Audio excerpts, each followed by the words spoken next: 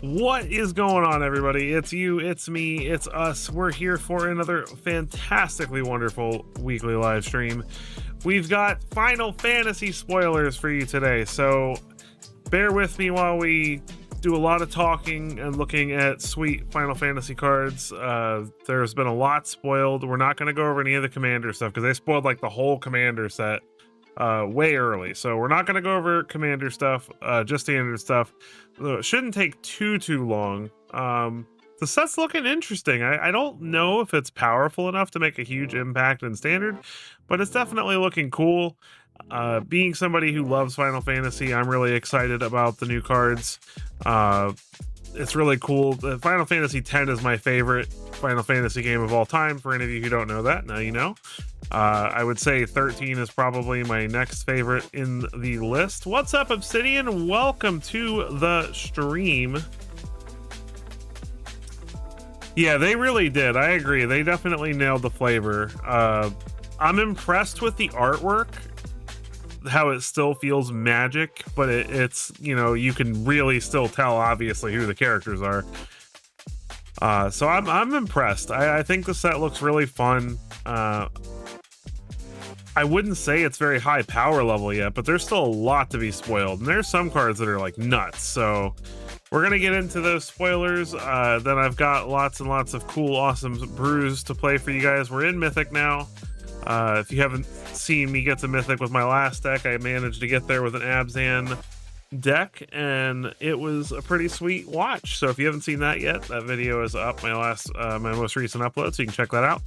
Before we get into the spoilers, quick couple of things. Make sure you hit that like button on your way in. That helps us get out there into that beautiful YouTube algorithm and get more people here chatting and talking and having a good time.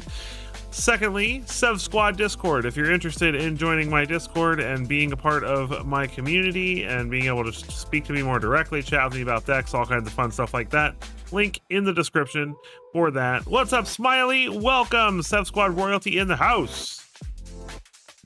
Hidden Corey Steel Cutter level card. The Timu brand City of Brass. Yeah, that's a really strong land.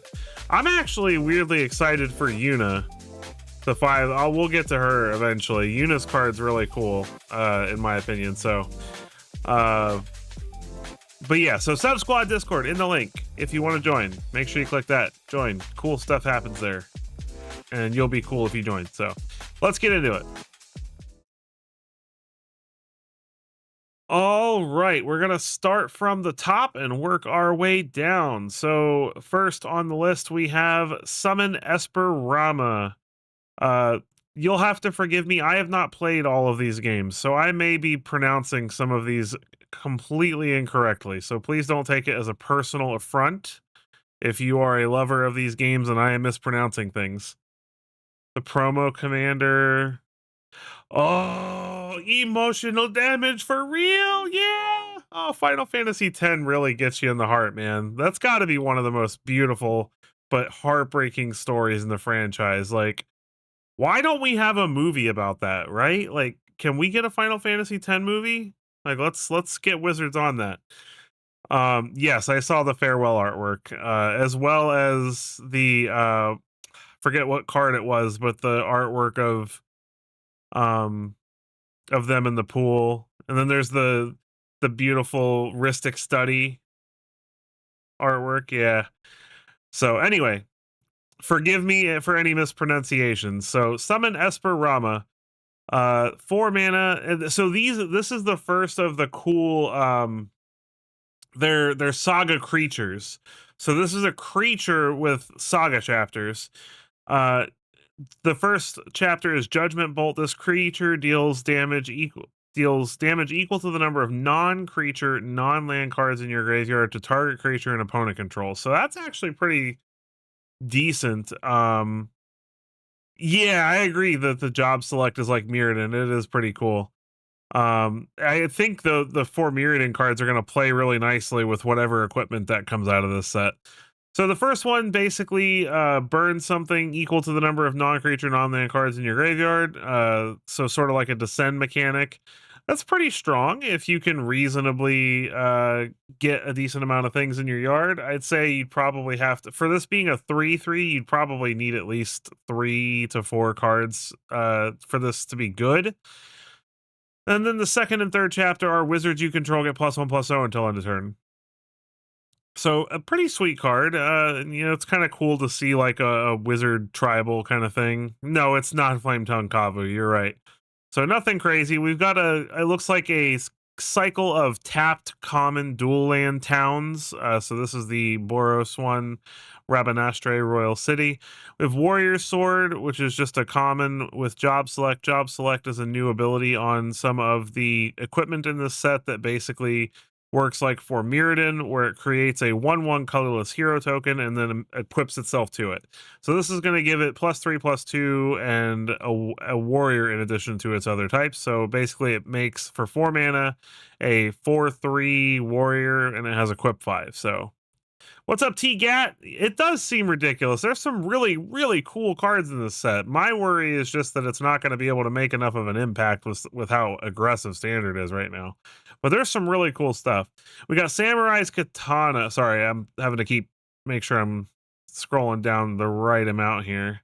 Samurai's Katana, another job select. Equipped creature gets +2/+2 as trample and haste and is a samurai in addition to its other types. So that's actually not bad. That's a 3 mana 3/3 trample haste. And then this sticks around and you can equip it for 5 to other stuff later. We've got Item Shop Keep, a 2 mana 2/2. Whenever you attack, target attacking equipped creature gains menace till on a turn. That's pretty okay common. You might skip it entirely. I have a couple people telling me that that's how they feel about it. So I don't know. We'll have to see. Freya Crescent, 1 mana 1/1 Rat Knight with jump. During your turn, Freya Crescent has flying. So 1/1 flyer for 1 in red.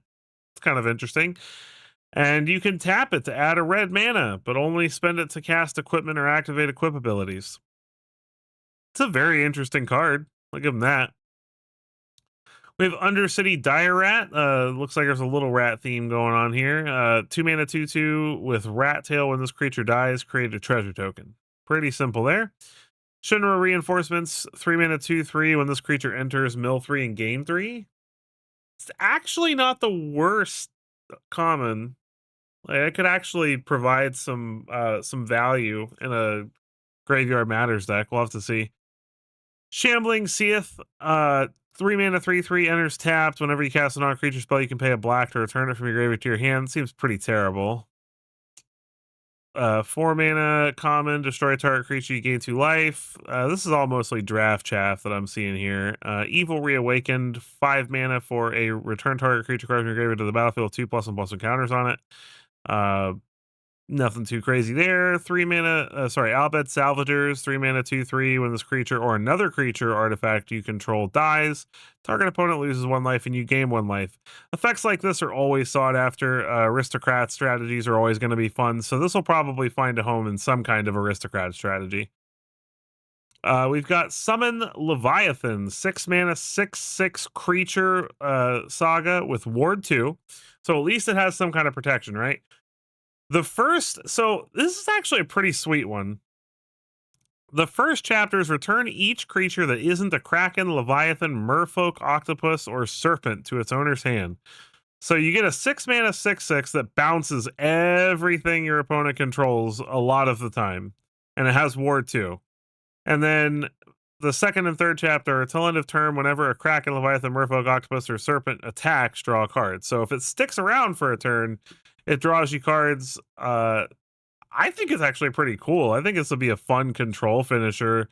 It really makes me wish that there was some of the sweet flash serpents and leviathans and krakens that we used to have.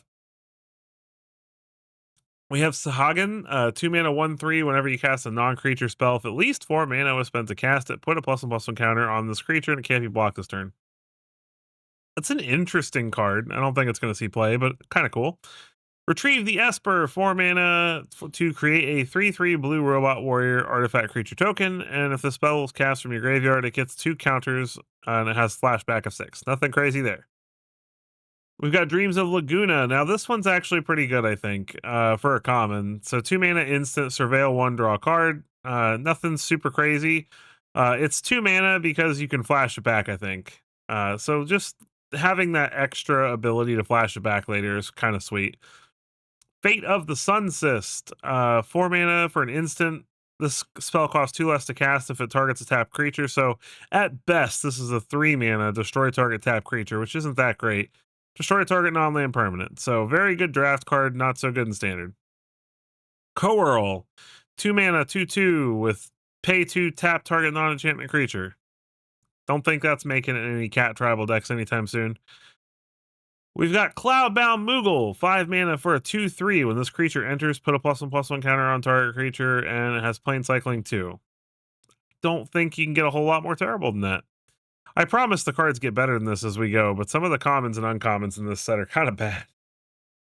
I don't know what this card does off the top of my head. It doesn't look like it's translated yet. It says poison attack. It's a sorcery. I could go dig around and find the translation, but I don't think I'm gonna spend a bunch of time doing that. So we've got Mughle's Valor. Now this is a cool one. I think this is a really cool one. I think if you're playing some ramp creatures and you're trying to play like a creature mid-range strategy with like Llanowar elves and 2 mana like mana dorks and things like that, where you can actually cast this on a reasonable turn before your opponent tries to wipe your board or something like that. Or maybe you make a big attack and your opponent is thinking they're going to get some favorable blocks, and then you're just like, Mughle's Valor. You get a bunch of 1/2 white Mughles with lifelink, and then all your creatures gain indestructible till end of turn. God forbid you have, like, I don't know, War Leader's Call on the battlefield or something. It's pretty sweet. I don't think it's going to see play, but I know I'm going to brew a deck around it because it's cool. So keep your eyes out for Mughle Valor decks. All right, we got Choco, Seeker of Paradise. Now, this is a sweet card. I love the fact that we've got like bird tribal stuff going on in this set. So it's a Bant 4-drop, 3/5. Whenever one or more birds you control attack, look at that many cards from the top of your library. You may put one of them into your hand and then put any number of land cards from among them onto the battlefield tapped. Sorry. That's crazy. If you play this and you happen to have, are there any 1 mana birds in standard right now? I know there is a 1 mana bird in this set, Saz's Chocobo. So we've at least got one 1 mana bird in the standard.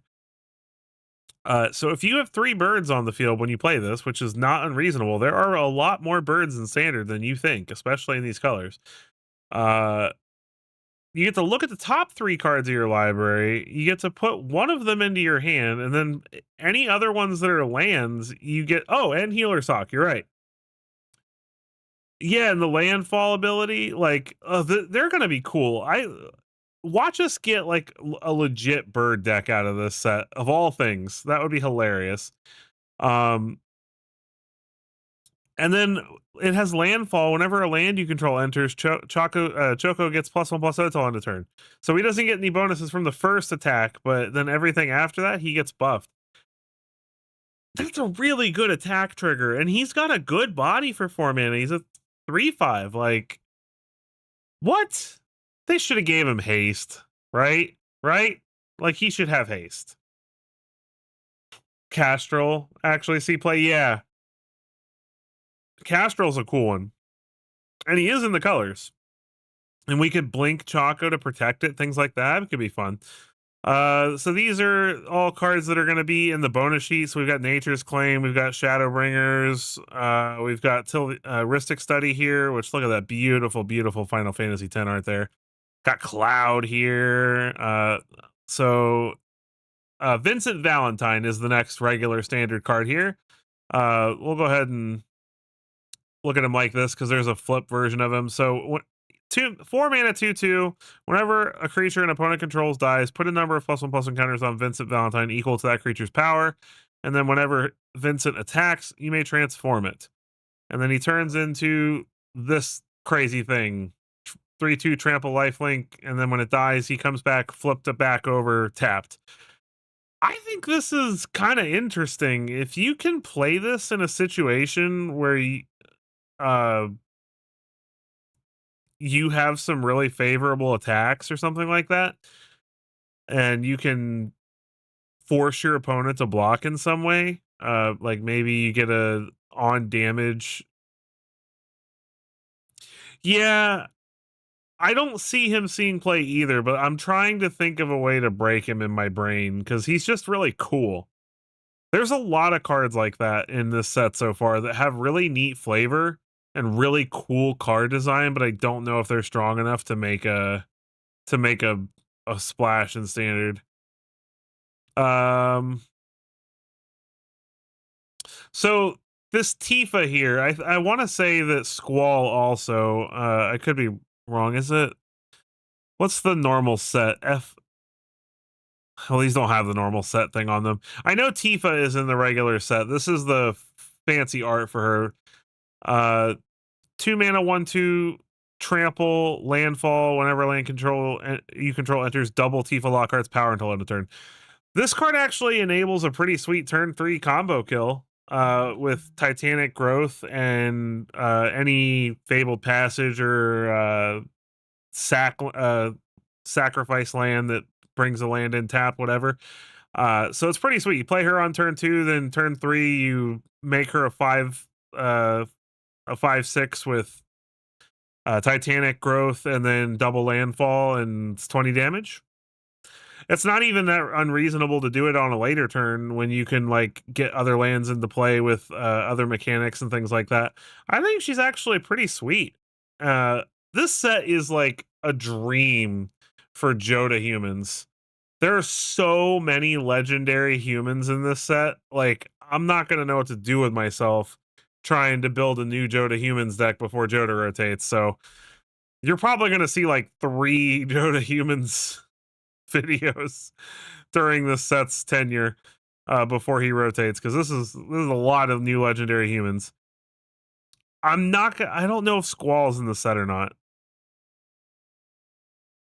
I think he is.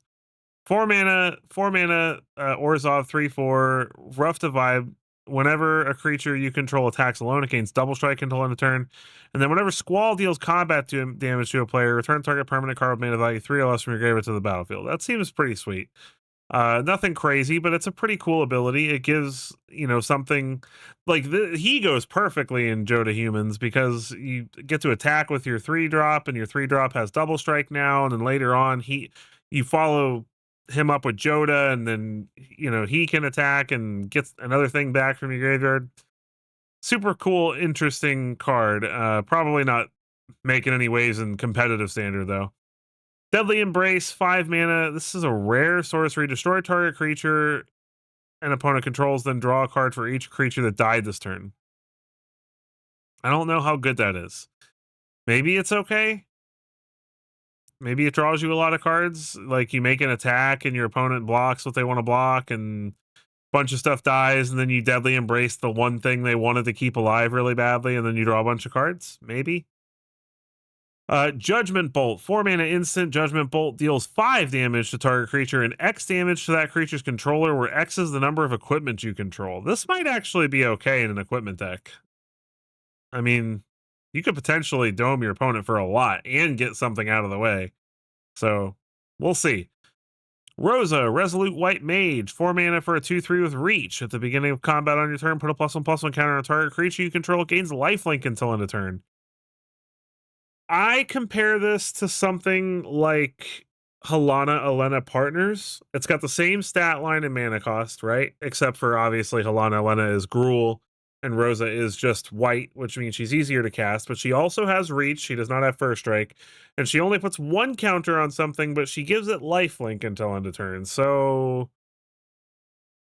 maybe in like a Selesnya deck where you have like a really overstated 3-drop that you can attack with, like Sirach or something like that, like a 4-power 3-drop, and then you put a counter on it. Now it's a 5-power 3-drop, and it gets lifelink till end of turn. It's pretty sweet. Again, a lot of these cards are cool, but they're just not going to cut it in competitive standard as much as I want. But they will get brewed around. I will brew around them. Don't worry. Prophetic Beginnings is a preordain, so that's not standard. Magitech Scythe, 4 mana, a test of your reflexes. This equipment enters, you may attach it to target creature you control. If you do, that creature gains first strike until end of turn and must be blocked this turn if able, and it gives the creature +2/+1, and it has equip 2. It's pretty cool. I know it seems bad, right? But it's 4 mana to force your opponent to block something. You give this to something with Death Touch, it forces them to trade, and then it does give it an okay buff, so the joke on Magic Tech Scythe is that the boss uses it, shouts that line a whole bunch of times. Oh, okay. A test of your reflexes. A test of your reflexes. I get you. I think it's an okay card. I think there's some applications for it, especially in an equipment deck. Probably not anything outside of that, though. We have Zande Dark Mage, a 4-mana Dimir Legend, human wizard, 3/3 with menace, and it gets +1/+1 for each non-creature, non-land card in your graveyard. Now, what's nice is that's a static ability. So he can't come in and die to a nowhere to run if you have something in your graveyard. I actually think this guy's okay. I think if you can get enough stuff in your graveyard to make him like a 5/5, 6/6, like a 4-mana 6/6 menace, like vanilla, would you play that? Maybe. But by turn 4, it's not unreasonable that he's like really big, like a 8/8 or a 9/9 or something. So I'd say he's better than Haughty Jin because it counts non-creature, non-land, not just instants and sorceries. So you could play this in more types of decks than you can play Jin in, because Jin only cares about instants and sorceries. Now, this doesn't reduce your cost of anything, but Jin also only gets +1/+0, so he never has more than 4 toughness. This guy actually can attack through big things because he's got, menace, and he also gets a full power toughness buff. So, yeah, Jin costs less and reduces instants and sorceries, but this guy I think is actually reasonable. And who knows, maybe you play them both in the same deck. Like, I think it's a pretty sweet card. I don't think D-Spark or Culling Ritual are in Standard. Goodness gracious, I would give anything for them to put Culling Ritual back in Standard. So if I'm wrong about this, you tell me, because I want Culling Ritual back in Standard real bad. Seymour Flux. Boy, did I hate that fight in Final Fantasy X. It was one of the most obnoxious fights. The first time I ever played the game, I was so woefully underpowered by the time I got to this guy. Because it was one of my first JRPGs. I really didn't know what I was doing. I was just so in love with the game. It was so cool, but I didn't know how to level my characters up. I didn't know who were the best ones. And the first time I got to this guy, I want to say it took me like 20 or 30 tries to beat him because I was just severely underleveled. And it's one of those saves. It's one of those save points where you can't really go back from where you're at either, so I couldn't really go back and level up anymore. So anyway, sorry, ranting. Yeah. Well, like I said, this was my first real RPG I think I ever played. So yeah, it was bad. Anyway, he's a 4-mana 5/5 Spirit Avatar, 5-mana 5/5 Spirit Avatar, and at the beginning of your upkeep, you may pay 1 life. If you do, draw a card and put a counter on him. I don't think that's insane, but it's okay. It's basically got, what is it? My brain is not working right now. The enchantment, the 3-mana enchantment that lets you draw a card at the beginning of your upkeep for a life. It's got that tacked on him, and he's a 5/5, and he gets bigger every time. So who knows? He might see play. Phyrexian Arena. Thank you. I don't know why. When I stream, it's like my brain is just like entertain. It's like SpongeBob in that episode where he's got to like learn fine dining and breathing, and he forgets everything else. That's me when we're streaming. I'm like magic and breathing, magic and breathing. We have Ultimia, Temporal Threat. 6 mana for a 4/4. When Ultimia enters, tap all creatures your opponents control. Whenever a creature you control deals combat damage to a player, draw a card. It's a super sweet card. It really is. But the problem is it's an aggro card and it's 6 mana. I guess you could argue you could play this in like a rampy mid-range Simic deck and it lets you get through some big hits. But I don't know. Like, I would love to see this. Like, give me like a 4 mana 1/1 version of this. Right? In draft. Oh, yeah. Oh, this is a great draft card. Oh, this is fantastic in limited. In limited, this is just going to win you the game. But in standard, give me like a 4 mana 1/1 version of this. I wonder if that would see play. Like, I feel like it would. It'd be like enduring curiosity on steroids. We have Ultima weapons, 7 mana. When equipped creature attacks, destroy target creature and opponent controls. The equipped creature gets +7/+7 and equips 7. So this will probably find a way to get abused in older formats where you can cheat equipment onto the battlefield and cheat the equipped costs and stuff like that. It's probably not going to see play in standard unless there's something in that we haven't seen yet that just lets you get this onto the field for free and then like equip it for free or something like that, like Pure Steel Paladin reprint or something like that. I don't see this seeing play. It's a super cool card. It's basically like, it reminds me of like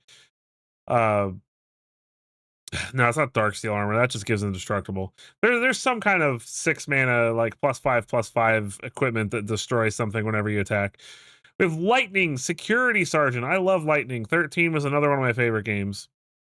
I played all 3 of those.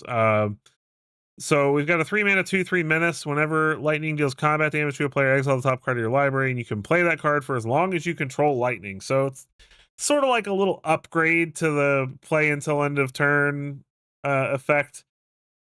3 mana for a 2/3 menace isn't horrid, but it's not great. So I don't have super high hopes for that. We have Beatrix, Loyal General, 6 mana 4/4. They love these 6 mana 4/4s in this set, it looks like. She's got Vigilance at the beginning of combat. Okay, well, Beatrix lets you. So if you can somehow get Ultima weapon onto the battlefield for cheap, like through some kind of reanimation or something weird like that, Beatrix lets you equip it for free. At the beginning of combat on your turn, you may attach any number of equipment you control to target creature you control. That's actually a pretty good effect. I'd say that's worth 6 mana. If you're playing an equipment deck, because an equipment deck is going to be aggressive, but it's still going to be a mid-range deck. It's not going to be like an aggro deck, right? Yeah, it's a really sweet Death Shadow. It really is. We got City of Brass, which is ironic since we're getting like an upgrade to City of Brass, right?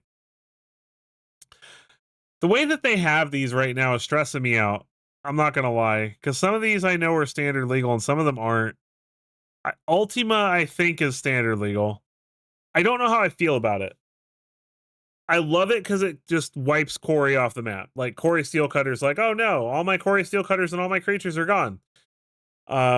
You have to ramp into this though to beat Corey. So that, I mean, like, because that's my first thought is it kills Corey Steelcutter, but you absolutely cannot cast this on turn 5. Like, you're just going to be dead by then. So there's got to be some way to ramp, not creature wise, obviously. To make this worthwhile, at least like a 3 mana ramp or something like that.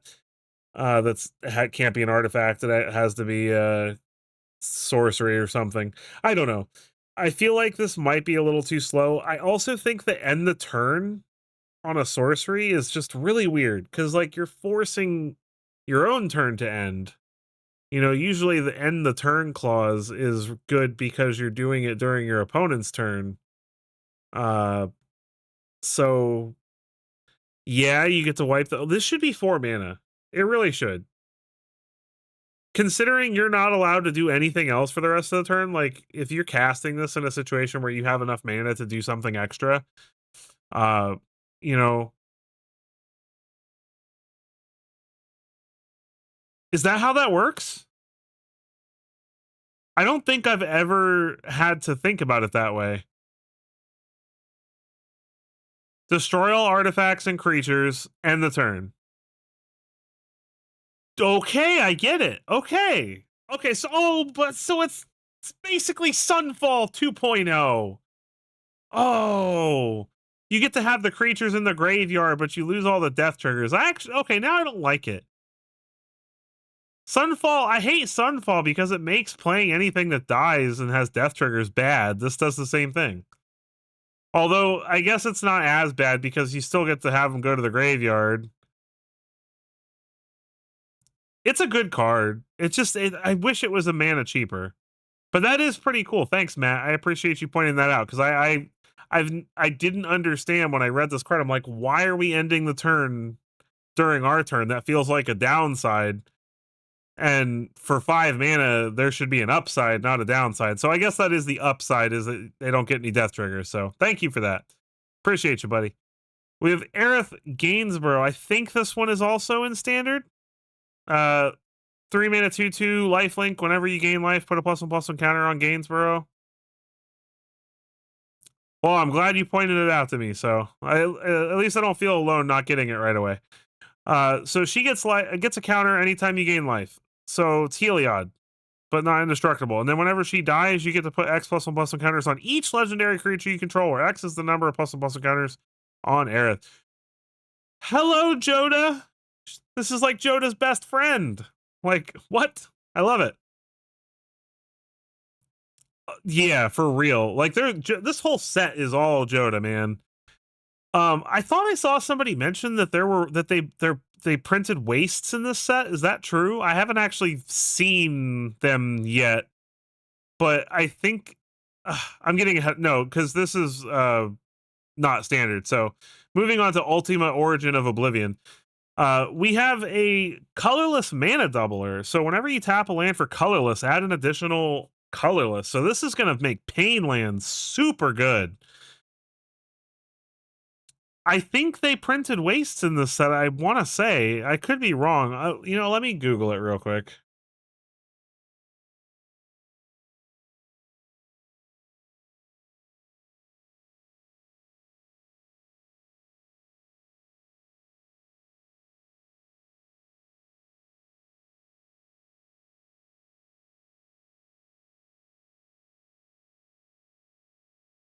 Yeah, it looks like, yeah, it's officially in the set. There are wastes officially in the set. So we're going to have wastes in standard again, guys. And this is the reason, I believe. So it'll make your waste tap. The Ugin decks are going to be awesome now. Because this basically lets you just ramp into super Ugin good stuff. And then there's also a colorless Bahamut that's like super sick that we'll get to later on. So 5 mana 4/4 with flying. And then whenever it attacks, put a blight counter on target land. For as long as that land has a blight counter on it, it loses all land types and abilities and has tap, add, colorless. So it basically ruins your opponent's lands. If you can give this haste, it's like crazy good. And then whenever you tap a land for colorless, you add an additional colorless. So you can this can either help you get more colorless stuff and kind of ramp your own lands, or it can ruin your opponent's lands. And I think that's pretty sweet. So I think this card's cool as heck. And I think it will definitely, I think we can, because when Ugin got spoiled, I was like, can we make a truly colorless Ugin deck? Like no colors. And this gives me some hope that I could maybe like meme it up and make a completely colorless Ugin deck. We have Namazu Trader. When this creature enters, you lose 1 life and create a treasure token. So it ramps you. It's a 3/4. When it attacks, you can sacrifice another creature or artifact if you do Surveil 2. Nothing too crazy. We have the Prima Vista, a 5 mana 5/3 flying vehicle. Whenever you cast a non-creature spell, if at least 4 mana was spent to cast it, the Prima Vista becomes an artifact creature to hold a turn, and it has crew 2. Nothing crazy there, but I'm digging this whole sub theme of whenever you cast a 4 mana or better non-creature spell. I think that's kind of cool. All right, we've got Zedane Tantelus Thief, 5 mana for a 3/3 human mutant scout. Whenever it enters, gain control of target creature an opponent controls until end of turn. Untap it, it gains lifelink and haste until end of turn. Whenever an opponent gains control of a permanent from you, you create a treasure token. It's actually not the worst 5-mana 3/3 I've ever seen. I mean, when you look at something like Zealous Conscripts, I mean, that can steal any permanent, but this kind of does the same thing. It snatches their best creature, gives it lifelink, so it gives you a huge life swing possibly, and then you ramp when they get it back. If you can sacrifice this, like if you play this in like Mardu and have like a sack outlet, like it's pretty sweet actually. The lifelink's huge. So I don't know. Maybe Zedane can see play in the top as the top end in like a Naya or Mardu mid-range kind of list. We'll see. Laughing Mad, 3 mana for an instant as an additional cost to cast a spell, discard a card, draw 2 cards. It's pretty bad. It has flashback, so I guess that gives it some value, but not too excited about it. Barrett Wallace, 4 mana 4/4 with reach. Whenever Barrett Wallace attacks, it deals damage equal to the number of equipped creatures you control to the defending player. It's pretty sweet in an equipment deck. I don't think it'll see play. There's too many other good stuff. Too many other good cards for those decks. Sage's Noliths. If I'm mispronouncing that, I'm sorry. It's 2 mana, job select. So it gets a 1/1 hero. Equipped creature has +1/+0. Whenever this creature attacks, untap target attacking creature. And it makes it a cleric in addition to its other types. Nothing too crazy there. There's some pretty sweet ones from these job select equipments, though. We have Astrologian's Planisphere, 2 mana, job select equipment. Equipped creature is a wizard in addition to its other types and has whenever you cast a non-creature spell and whenever you draw your 3rd card each turn, put a +1/+1 counter on this creature. It's actually pretty busted in my opinion. Circle of Power, 4 mana for a sorcery. You draw 2 cards, lose 2 life, create a 0/1 black wizard that has whenever you cast a non-creature spell, this token deals 1 damage to each opponent. And then wizards you control get +1/+0 and gain lifelink till end of turn. That's a lot of words on on this is clearly power creep on the 4 mana draw 2 lose 2 mechanic. Like what? Yeah, I agree. Like the themes in the set are really cool. We have Zach Fair.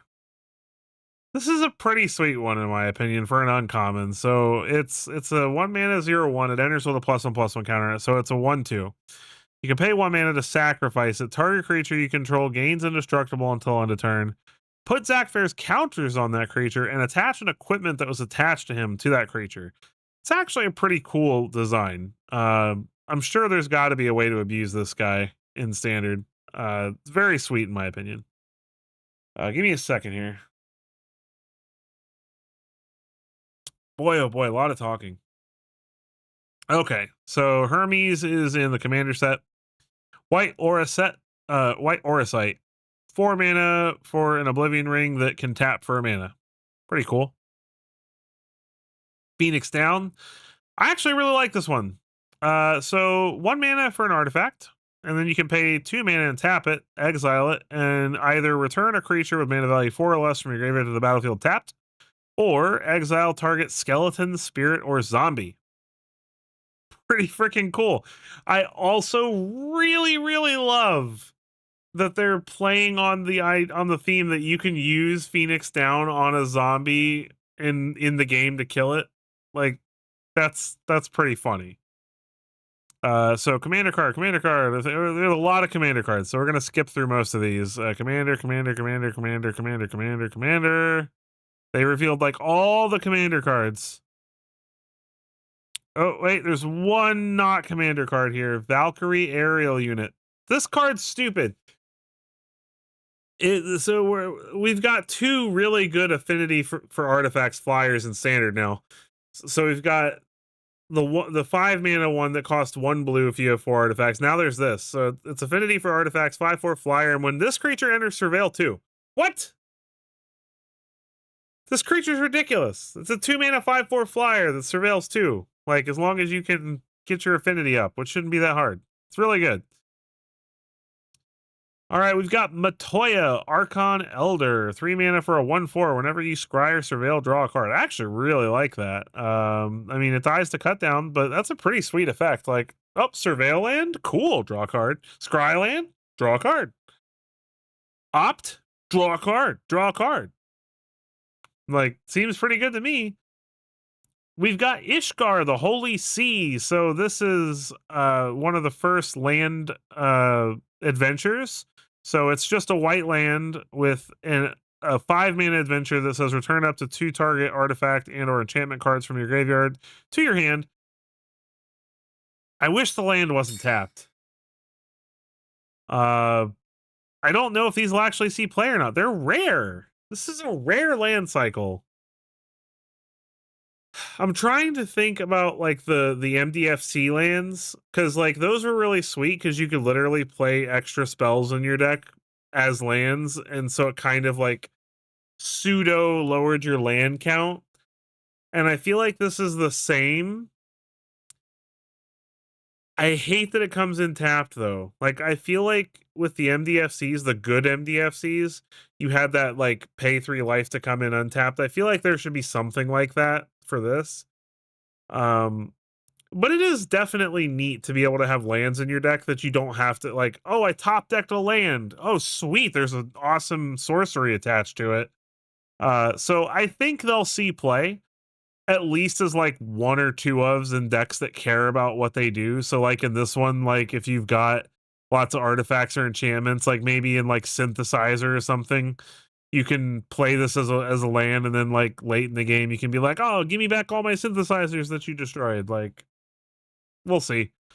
We got Esper Origins, 2 mana sorcery, surveil 2, gain 2, and then if the spell was cast from a graveyard, exile it and put it onto the battlefield transformed. So the transformed version is a saga creature called Summon Esper Medwin. It's a 4/4. And the first chapter is reveal the top card of your library. If it's a permanent, put it in your hand. Then add 2 green, and then other creatures you control get +2/+2 and gain trample until end of turn.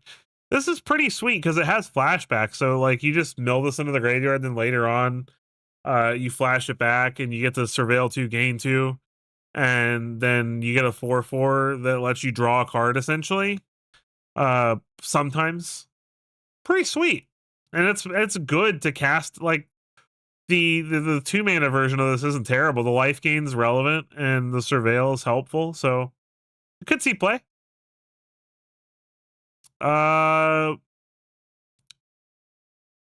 don't know what this card is. Sir Conrad the Grim. Not in standard. Town Greeter, 2 mana for a 1/1. When this creature enters, mill 4 cards. You may put a land card from among them into your hand. If you put a town card into your hand this way, you gain 2 life. Pretty interesting. And then Starting Town, the obvious all-star land of the set. It enters tapped unless it's the first, second, or third turn of the game. So it's like a fast land, kind of.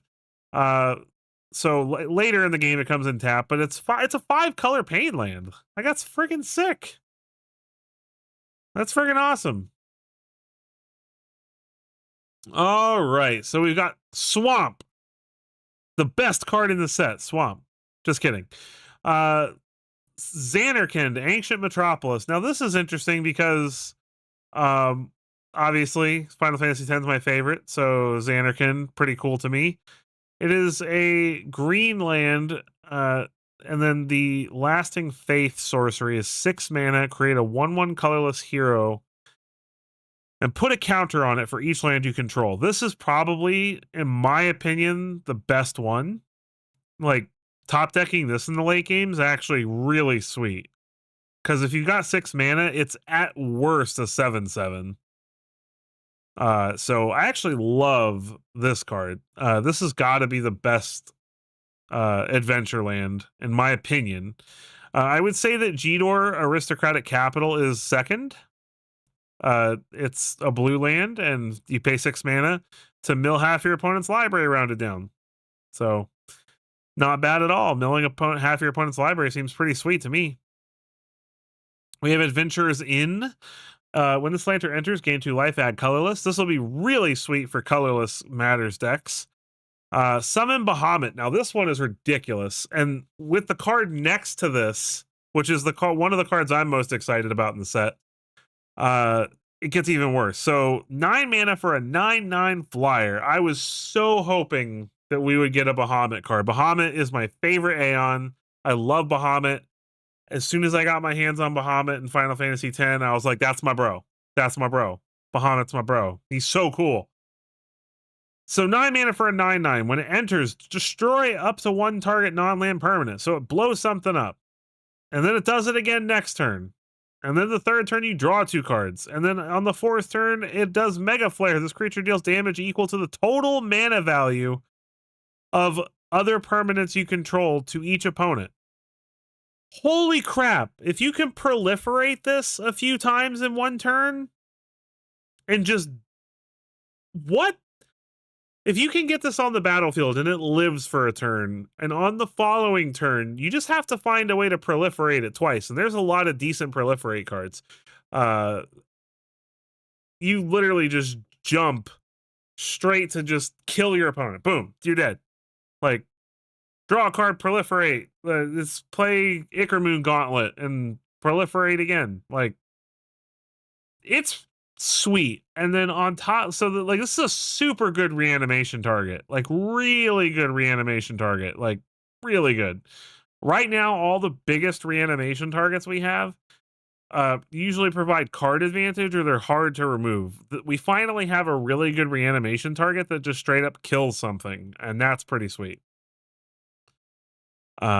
This actually makes me want to play the instant speed reanimation spell, the 5 mana live or die. That you can reanimate at instant speed, because you get to destroy something at the end of their turn, and then when your turn comes around, you destroy another thing.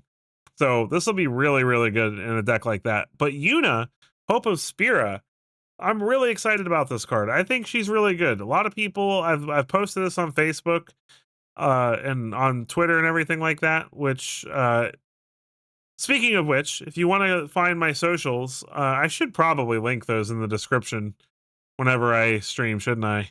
I'm trying to grow on those. So facebook.com/Severin7. And then I think I'm Severin7MTG on Twitter. So yeah, go find those and click that super follow button. It's awesome. Yuna, Hope of Spira, 5 mana for a 3/5. During your turn, Yuna and enchantment creatures you control have trample and lifelink. What's up, Charles? Welcome, welcome. Just with the happy snakes.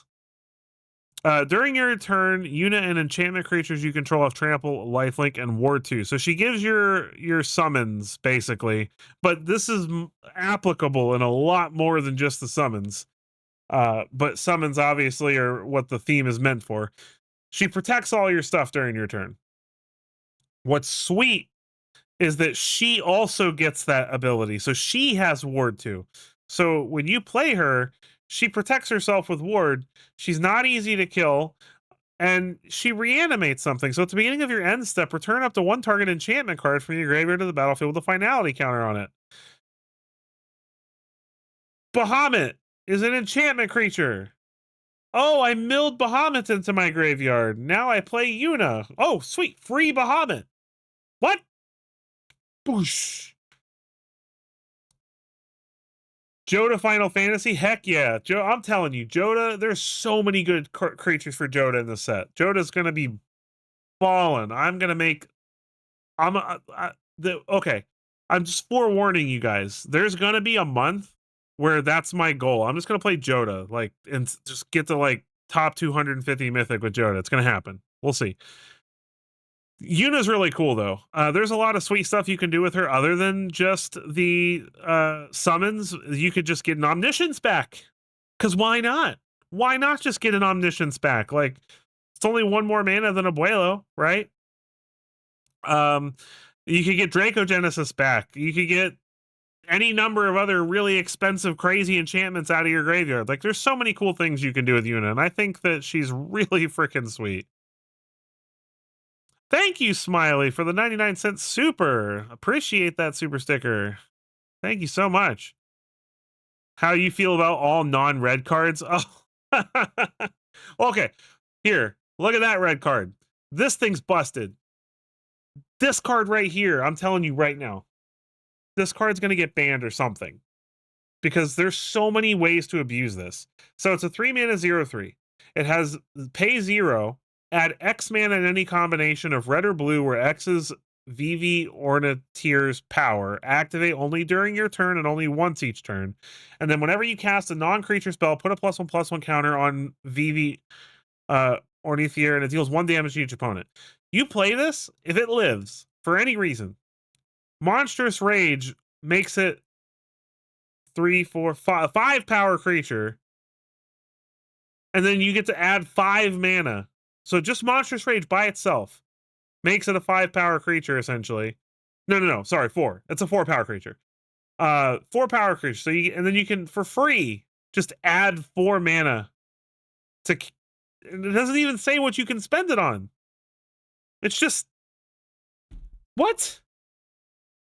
Like, usually cards like this say, spend this mana only to cast creatures, or spend this mana only to activate abilities, or spend this mana only to cast non-creature spells. Nope. Just add mana. Add mana. Just add mana. Just add mana. I'm gonna let that sink in for a minute. Let's talk about why it's stupid. It's really easy to give this to other things. You have Marvin the Mimic, which has the activated abilities of all other creatures. So you play this with Marvin on the field. Marvin costs 2 mana, and it's a 2/1. So Marvin immediately can add 2 more mana without any buffs or anything.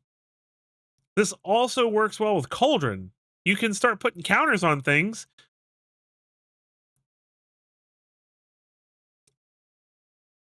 You can play this in Roots and just exile it and give all your plants this ability. Now all of a sudden they can all add mana equal to their power in red or blue, and then you just need 1 green mana and you just World Soul Rage your opponent for like 1 billion. Like, I don't know. There's so many crazy ways that you can just absolutely abuse this. Like, we can be casting huge spells. You could easily cast an Omniscience with this on turn 4. Like, you could easily pump this up enough to cast an Omniscience on turn 4 with a couple of pump spells. So, I don't know. I think Vivi's crazy. I probably spent too much time talking about it, but I don't care. Ultimia, Time Sorcerer is 5 mana for a 4/5. Looks like it transforms, so we'll see what the other half does. When it enters or attacks, Surveil 2. At the beginning of your end step, you may pay 8 mana, 8 with 2 blue and 2 black, and exile 8 cards from your graveyard. If you do, transform Ultimia. It better be really good. It's a 7/7 menace. When this creature transforms, take an extra turn after this one. I mean, it's an extra turn card, but dang, that does not feel very strong to me. That's 8 mana, and you have to exile 8 things from your graveyard? Nah, pass. In older formats, maybe, where you have things like Moon Mist. Moon Mist gives you turns this into an extra turn spell. I don't know. Terra, Magical Adept, 3 mana for a 4/2 human wizard. When Terra enters, mill 5 and put up to 1 enchantment card milled this way into your hand. And then Trance, 6 mana, tap, exile Terra, return it to the battlefield transformed. And we get this crazy thing. It is create the first 3 chapters are create a token that's a copy of target non-legendary enchantment you control, gains haste. If it's a saga, put up to 3 lore counters on it, then sacrifice it at the beginning of your end step. That's pretty cool. That's pretty neat. Like, it basically lets you turn any of your sagas, like, you're like, here's a copy and I get all the chapters. Like, that's pretty cool. And then the 4th thing adds 10 colors and then flips itself back over. Not to mention it's a 6/6 flyer. See? 6/6 flyer. That's a pretty cool card. I mean, I don't know if it's actually gonna see play or not, but that's a pretty sweet ability. It's really expensive though.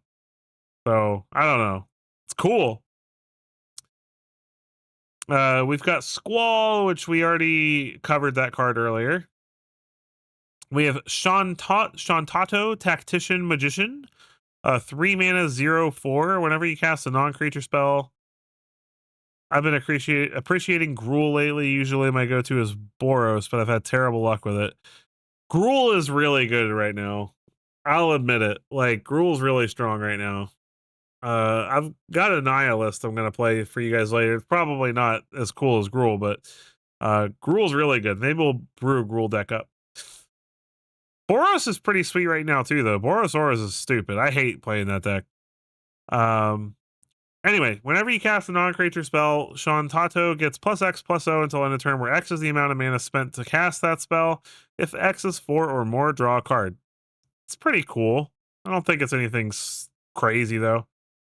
Gonna close up shop. Thank you, Obsidian, for joining the stream. Appreciate you, buddy. I hope you have a great night. Sorry we didn't get to play any standard while you were here, man. Obligatory going over spoilers, and unfortunately, they spoiled a ton of stuff since the last time I streamed. So, but obviously I try to cover these every time I stream during spoiler season. So thank you for sticking it out. And hopefully you'll get to catch the cool games we play later. We got Renoa Heartily. Yeah. I'll make sure to do something cool. Hey man, Cugs, welcome. Thank you for enjoying the content. If it weren't for people like you, I wouldn't be able to do this. So thank you so much for checking it out. We've got Renoa Heartily, a 5 mana 4/4. When it enters, create Angelo, a legendary 1/1 green and white dog creature token. And then whenever Renoa Heartily attacks another target creature you control, gets +1/+1 till end of turn for each creature you control. It's not terrible, but it's just super outclassed by every other 5-drop I can think of. Noctis, Prince of Lucis, Esper, 4 mana 4/3 with lifelink. You may cast artifact spells from your graveyard by paying 3 life in addition to paying their other cost. If you cast a spell this way, it enters with a finality counter on it. This is pretty sweet. I could see this seeing play in some kind of like Esper artifact control shell or something. I don't know. Like it feels like a very conflicting card, but I like it and I'm interested to mess with it and find a way to enjoy it. We have Lightning Army of 1. This is a pretty sweet card in my opinion. It is a Boros 3-drop, 3/2. First strike, trample, lifelink. I love those keywords. Stagger. Whenever lightning deals combat damage to a player until your next turn, if a source will deal damage to that player or permanent that player controls, it deals double that damage instead. So this is pretty sweet because if you can pump her up for any amount, she has first strike already and trample already, and lifelink is super awesome, obviously. But she makes everything that doesn't have first strike on your battlefield deal twice the damage because she hits first. So her trigger goes on the stack, then all the regular damage happens and it gets doubled. So I actually think Lightning Army of 1 is really sweet, and I think that this will find a home somewhere at least. We have Kuja, Genome Sorcerer, a 4 mana Rakdos 3/4 transform card. At the beginning of your end step, create a tapped 0/1 black wizard with whenever you cast a non-creature spell, this token deals 1 damage to each opponent. Then if you control 4 or more wizards, transform it. And we get Trance Kuja, Fate Defied. It is a 4/6. If a wizard you control would deal damage to a permanent or player, it deals double that damage instead. Nothing super crazy, but it's pretty sweet. I like the Grixis wizard kind of feeling going on here. Speaking of Grixis wizards, we have Kefka Court Mage, a 5 mana Grixis human wizard 4/5. Whenever it enters or attack, each player discards a card. Then you draw a card for each card type among cards discarded this way. Where is the most character Zephyrat? I haven't seen him yet, so we'll have to see if they spoiled anything for him yet. This is actually pretty sweet. If your opponent discards like a Fear of Missing Out, an enchantment creature, or any other, you got like the enchantment saga creatures, things like that. Oh, Sephiroth. Okay, Sephiroth is down here somewhere. I just thought that it was a character I didn't know the name of, so my bad. At worst, it's make your opponent discard a card, draw a card, 4/5. It's not terrible. Then you can pay 8. Each opponent sacrifices a permanent of their choice, and you transform it. And you get Kefka, Ruler of Ruin, which is a 5/7 flyer. Whenever an opponent loses life during your turn, draw that many cards. It's actually pretty freaking sweet. 8 mana is a lot, though. So we have Gladius Amicitia, 6 mana, 6/6. When it enters, search your library for a land card, put it onto the battlefield, tap, then shuffle. So people are comparing this to Golos. Golos is obviously 5 mana. So a little cheaper, but Golos is also banned in a lot of places. So does 6 mana make it worse? It's a 6/6. Really good stat line. And it has landfall. Whenever a land you control enters, another target creature you control gets +2/+2 against trample till end of turn. So for a 6-drop, it has to be really good. This fetches you whatever your best land in your deck is, gets it onto the battlefield, and then buffs something +2/+2 and trample until end of turn. So in like a Gruul ramp mid-range deck, this is pretty sweet. Surprised it's an uncommon, honestly, with that ability. So I don't know. We'll have to see. Emperor of Palmesia, 2 mana, 2/2. Tap, add red or blue. Spend this mana only to cast a non-creature spell. Whenever you cast a non-creature spell, if at least 4 more mana was spent to cast it, put a counter on Emperor of Palmesia. Then if it has 3 or more +1/+1 counters on it, transform it. And we get the Lord Master of Hell with Starfall. Whenever the Lord Master of Hell attacks, it deals X damage to each opponent, where X is the number of non-creature non-land cards in your graveyard. That seems pretty cool to me. I don't know if it'll see play or not, but it's a really sweet card in my opinion. We have Sid, Timeless Artificer, which as far as I can tell, there's like 50 billion different versions of this because of the way that his story works, I suppose. I personally don't know what that story is, but 4 mana, 4/4 artifact creatures and heroes you control get +1/+1 for each artificer you control and each artificer card in your graveyard. A deck can have any number of cards named Sid, Timeless Artificer. That's the same pick as the Japanese card. Yeah, I mean, it's interesting. This is the coolest have any number of card I've seen ever. Because, like, it's actually good. Or wait, no, it's a legendary, though, so you can't have more than one on the battlefield at a time. Oh, the Emperor of Palmesia? That's a really cool card, I think. We have Balthier and Fran, 3 mana, 4/3 with Reach. Vehicles you control get +1/+1 and have Vigilance and Reach. Whenever a vehicle is crewed by Balthier, Fran attacks. If it's the first combat phase, you may pay 3. If you do after this phase, there's an additional combat phase. It's actually not terrible. I can see that working its way into something. Absolute Virtue. Now, this card is funny to me. So, this spell can't be... It's a 8 mana, 8/8 flyer. This spell can't be countered. You have protection from each of your opponents. So, you can't be dealt damage, enchanted, targeted, or by anything your opponents control. The only thing is that this creature needs protection. So my first thought was the Abzan Reanimator spell from Tarkir, that when you reanimate something with it, it gets an indestructible and hexproof counter on it. So if you reanimate this with that spell, it's 6 mana, so it's not super cheap. But if you reanimate this with that spell, your opponent can't kill you through damage. So they'd have to have an alternate win con. And it's an 8/8, and it would be indestructible and hexproof.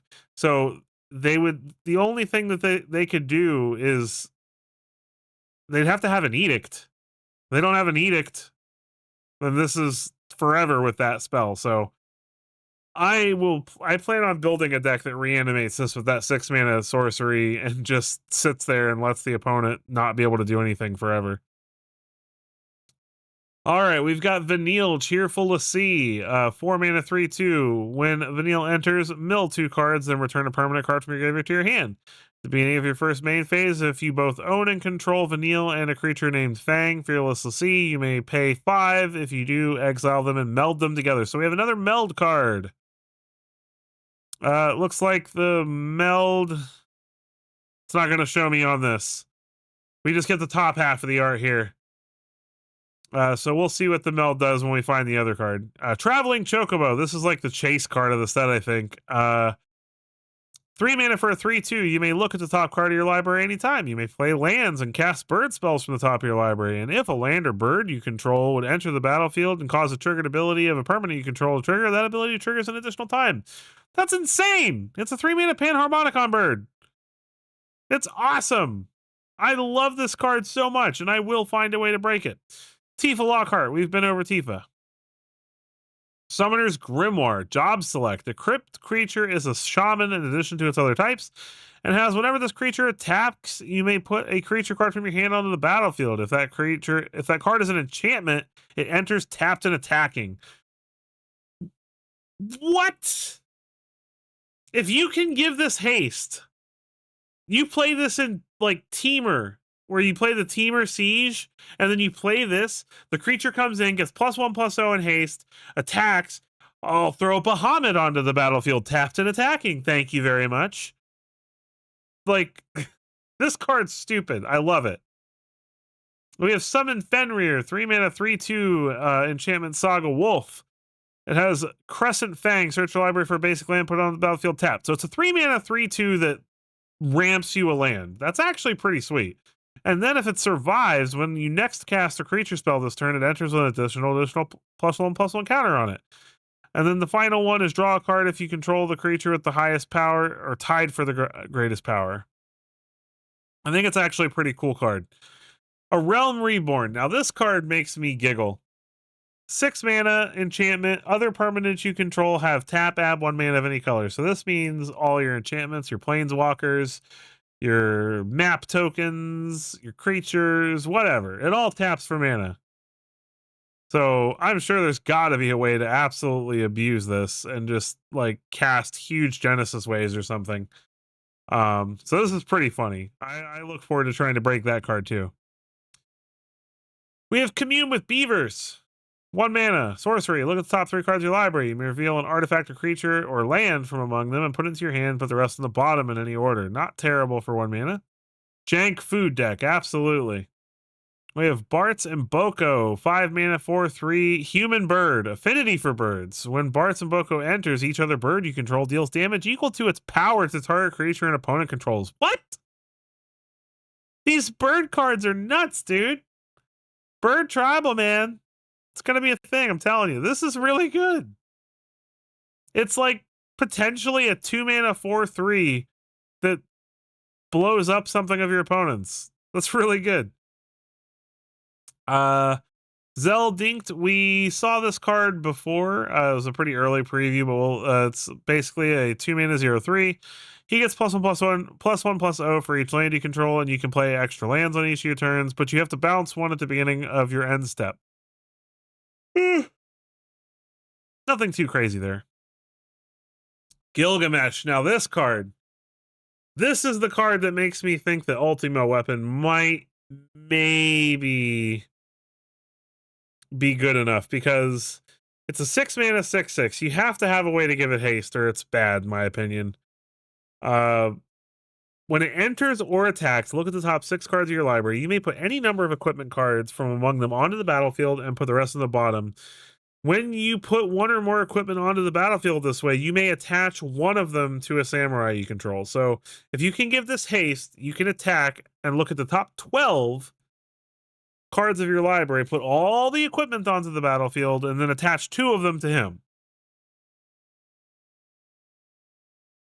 I'm gonna dress up as a pigeon and rock bird tribal deck to poop on people at the LGS.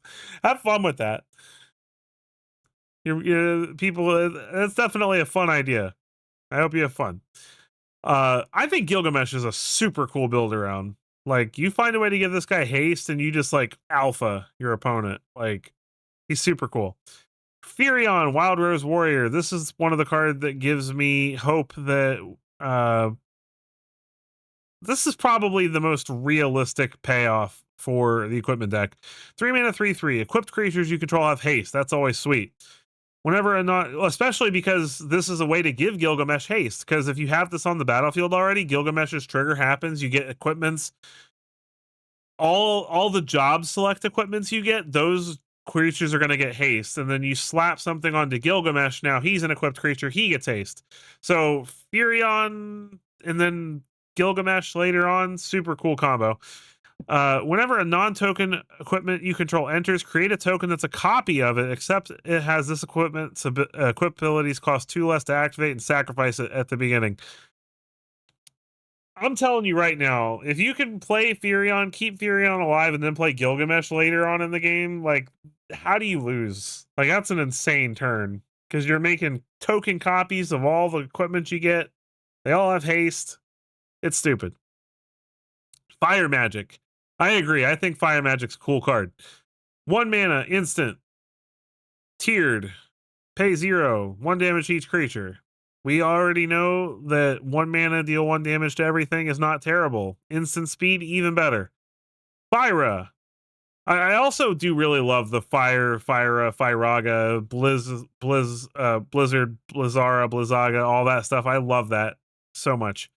2 damage to each creature for 3 mana. Not terrible. We have a spell like that in Standard already. But it's really nice that it has, you know, the tier you can choose. And then Fyraga is 6 mana for 3 damage to each creature. That is a little rough. 6 mana for that, kind of rough. But it is at instant speed, so I think the first 2 modes are good enough. And then sometimes maybe you need the 3rd mode. Clive, Ifrit's Dominant, 6 mana, 5/5. When it enters, you may discard your hand and draw cards equal to your devotion to red. I love devotion. I wish they'd bring it back in more ways than this. And then you can pay 6 mana to exile it and return it to the battlefield transformed. We get a 9/9 Ifrit, Warden of the Inferno. When it enters, it fights up to 1 other creature, and then the 2nd and 3rd are add 4 mana. And then it exiles itself and comes back as Clive once it hits the 3rd counter. So, pretty sweet card. This is a really solid card for mono black. Like, what? Zodiac Umbral God, 5 black mana. So you got to play this in mono black. It's pretty tough to cast that in anything else. It's a 5/5 with indestructible. When it enters, each player sacrifices half the non-god creatures they control of their choice, rounded down. Whenever a player sacrifices another creature, it gets a counter. So he makes your opponent sacrifice half their non-god creatures. He gets a bunch of counters. He's indestructible. He's super cool. If you can find a way to play other gods in your deck, that's pretty sweet too. Maybe you play Leyline of Transformation and make everything in your deck a god. And you don't sacrifice anything. I think it's good even if you just play it as is. That's a pretty sweet card. Because it gets really big really quickly and it's hard to kill. So Xenos, Yay Galvus, 5 mana for a 4/4 with My First Friend. When Xenos Yay Galvus enters, choose a creature an opponent controls until end of turn. Creatures other than Xenos and the chosen creature get -2, -2. When the chosen creature leaves the battlefield, you get to transform it. So basically, when he kills his rival, you get Shinryu, Transcendent Rival, an 8/8 flyer. As this creature transforms into Shinryu, choose an opponent. When the chosen player loses the game, you win the game. In Standard, this basically doesn't matter. In Commander, it's pretty hilarious. We have Summon Primal Odin, 6 mana for a 5/3 Saga Knight. Destroy target creature and opponent controls. So you get a 6 mana 5/3 and you blow something up. Then the second one is this creature gains whenever this creature deals combat damage to a player, that player loses the game. That's pretty cool. I love anything that says you lose the game. And then if you don't somehow kill your opponent with that, you get to draw 2 cards and each player loses 2 life. So pretty neat card, actually. Sephiroth, Fabled Soldier, 3 mana 3/3. Whenever Sephiroth enters or attacks, you may sacrifice another creature. If you do, draw a card. Whenever another creature you control dies, target opponent loses 1 life and you gain 1 life. If this is the 4th time this ability has resolved this turn, transform Sephiroth. We get Sephiroth, One Wing Angel, Flying Supernova, 5/5. As this creature transforms into Sephiroth, One Winged Angel, you get an emblem.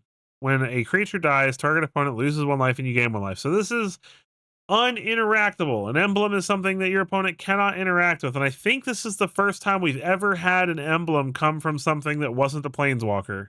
I might be wrong about that, so don't quote me. But I think this is the first time we've ever had an emblem come from anything that was not a planeswalker. And then whenever Sephiroth attacks, you may sacrifice any number of other creatures. If you do, draw that many cards. This is a really, really sweet Aristocrats card. Like, really sweet. Like, you sacrifice anything that you want that has, like, some kind of good, sweet death trigger. You get to draw cards. Your opponent gets drained. It's really good. I love it. With Marlborough, we all love these creatures in Final Fantasy games, right? Right? Bad breath is a fun thing to have to deal with, right? That's the mechanic on this card.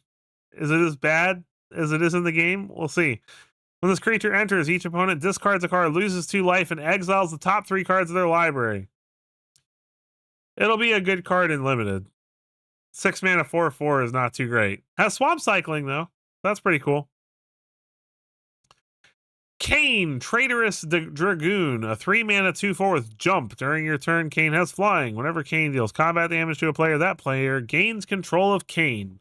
If they do, you draw that many cards, create that many tap treasure tokens, and then lose that much life. It's an interesting card. I don't know if it'll see play or not, but I think it's a very mechanically well-themed card. Bang! Fearless Lassie, 3 mana for a 2/3. Whenever one or more cards leave your graveyard, you draw a card and lose 1 life. And then this is the card that melds. And the meld for that gives us a 7/6 with Vigilance, Menace, Trample, Reach, and Haste. And whenever Ragnarok dies, destroy target permanent and return target non-legendary permanent card from your graveyard to the battlefield. That's a really sweet creature if you can meld it. You meld that. It's a 7/6 with Vigilance, Menace, Trample, Reach, and Haste that blows something up and reanimates something. That's sick. So if you ever can meld those two together, pretty cool. We have the Darkness Crystal. I actually really like this card. It's a 4 mana legendary artifact. Black spells you cast cost 1 less to cast. If a non-token creature an opponent controls would die, instead exile it, and you gain 2 life. So it gains you some life whenever your opponent's stuff dies, and you can pay 6 mana to put a creature exiled with Darkness Crystal onto the battlefield, tapped under your control with 2 additional +1/+1 counters on it. I think it's a pretty sweet card in like a mono black control deck.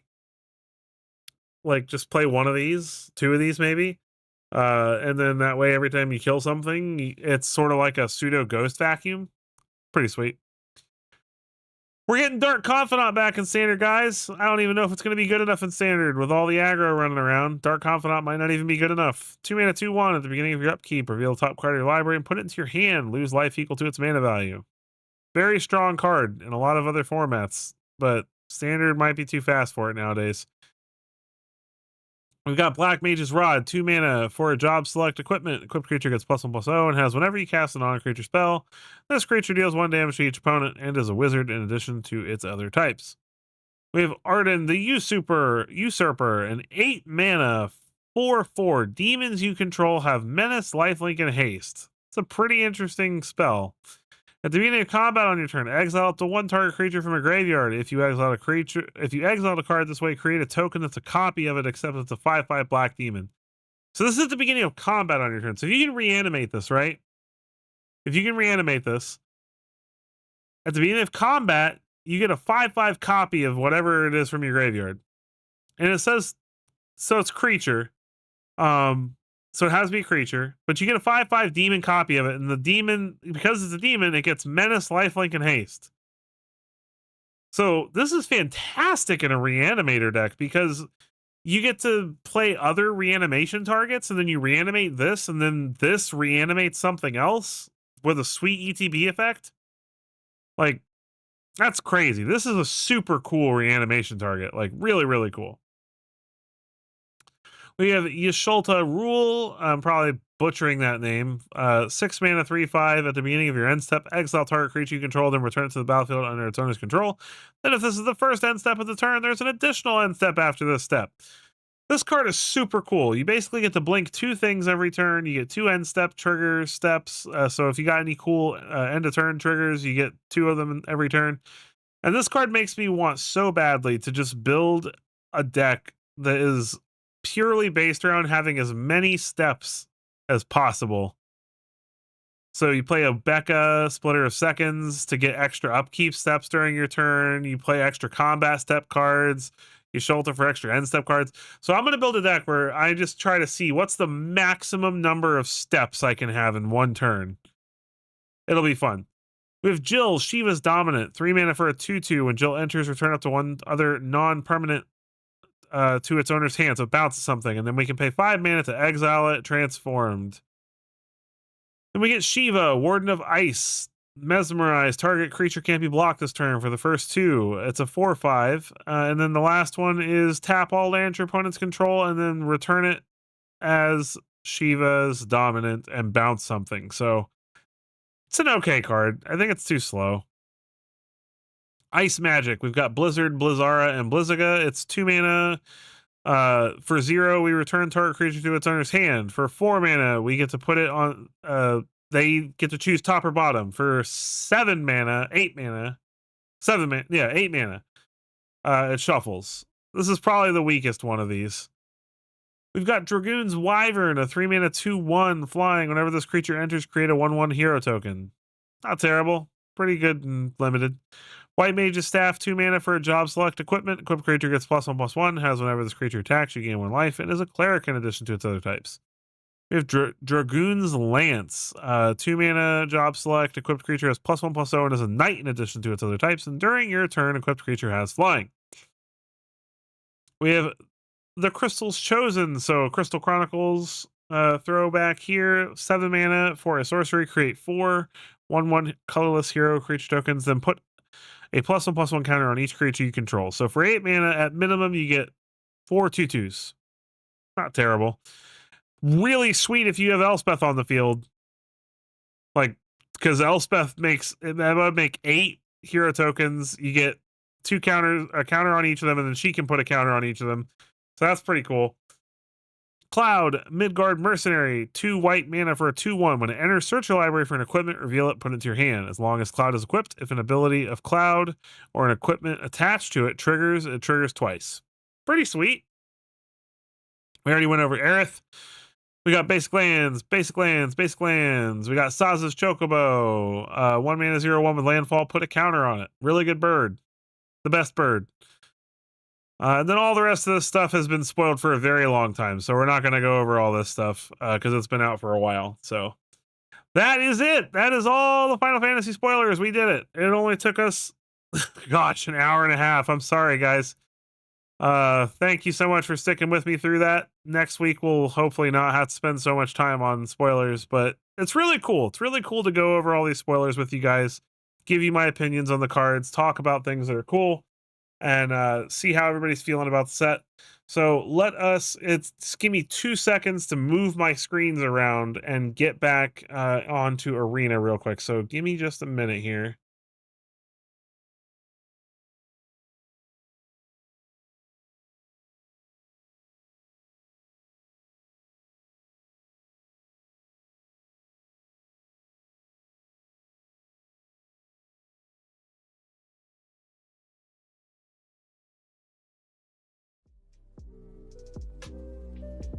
Loading up Arena. All right.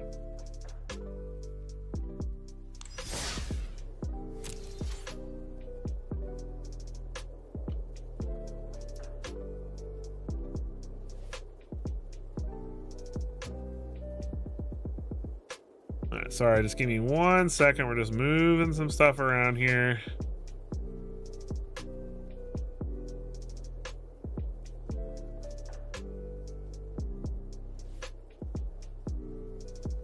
Don't need this up. Okay.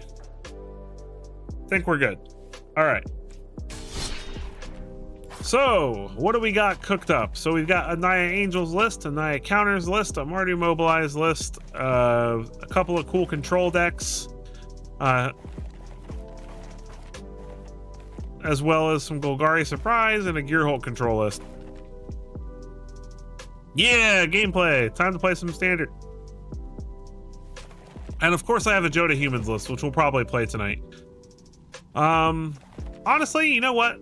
I've been talking about Joda so much. Let's start off on some Joda. Let me go ahead and show you the list real quick. So this version of the list, the updates we have from Tarkir are that we are playing some Herd Heirlooms. We are also playing...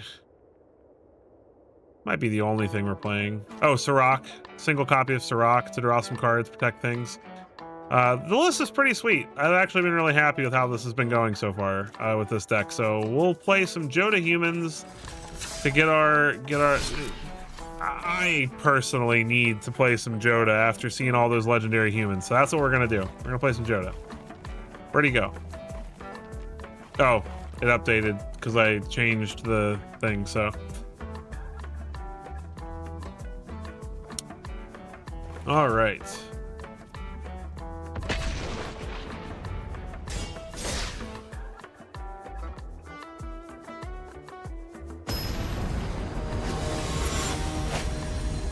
The Mazi 29. All right, we're at 92% Mythic.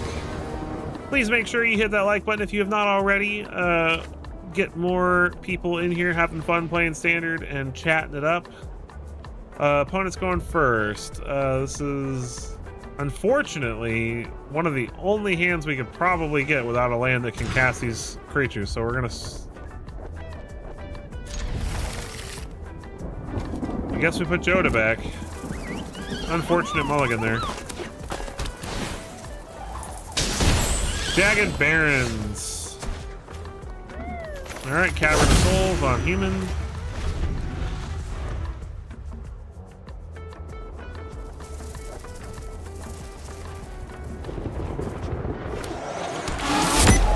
Vishkar Raceway. Sear Slicer Goblin. Alright. Well, unfortunately, this is a pretty slow hand, so we're gonna have to hope that Shauna can save the day. Screaming Nemesis. Ugh. Alright. Well, hopefully they don't have removal for Shauna. If they don't, we might be able to take over the game with Shauna, maybe.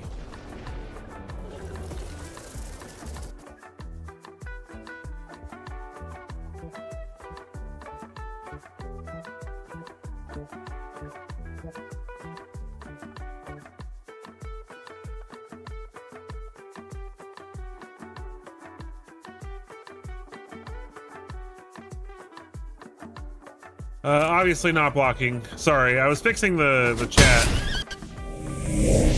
Oh, thank you so much, Smiley, for the super chat. Yeah, I try not to, like, of course they had to go for the throat.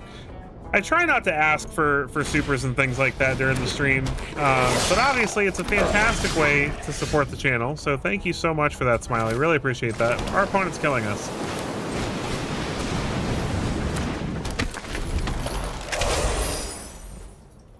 I think we're gonna die. We just had a mulligan. Okay, yeah, we're done. We mulliganed and we mulliganed into a really slow hand, so not a great first game, but yes, it does help, Smiley, because any kind of interact, like every time you guys chat, every time you guys talk, every like that you guys do tells YouTube that I'm doing a good job. And so YouTube says, hey, this guy's getting lots of chats and he's getting super chats and people are liking his stuff and let's show it to other people. So yes, any kind of interaction, but your likes, your time alone is very valuable. So please don't ever feel like you have to spend money to you know, show your support for the channel, but it's very, very much appreciated. So very much appreciated.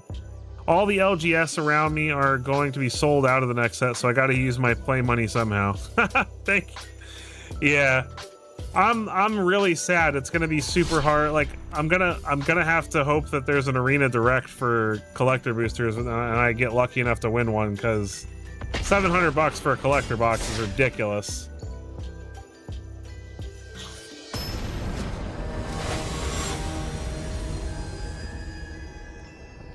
K80, number 1800.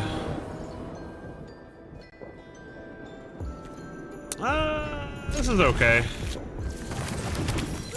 We'll go get a forest. So we can cast our Animus Might, and then we can cast Malira on turn 2, which is pretty good.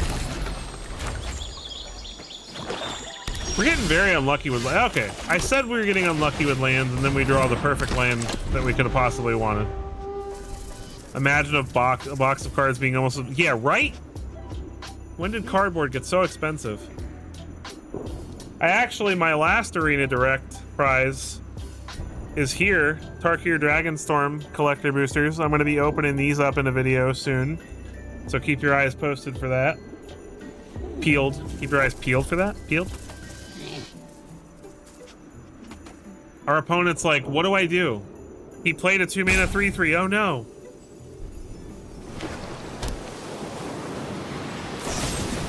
Oh, okay. He's just gonna edict me. All right, that's fun. Well, I don't want to do this. I'd rather use it on the enchantment they're about to play. But I can't. I'm not gonna play a Nimpa Call.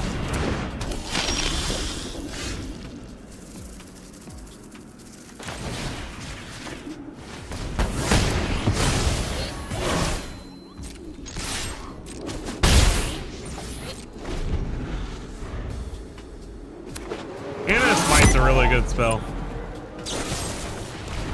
Come on, bro. Leave my stuff alone. Hey, we found a land. And he plays an Unholy Annex, which I really wish we could have destroyed with our Lorn of the Third Path, but that's okay. Let's go fetch another basic land. It's a Plains.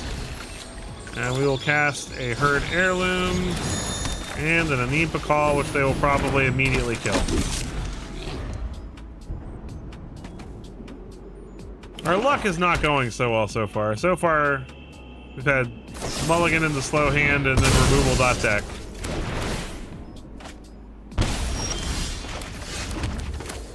Alright, I'm going to play Helana and Elena.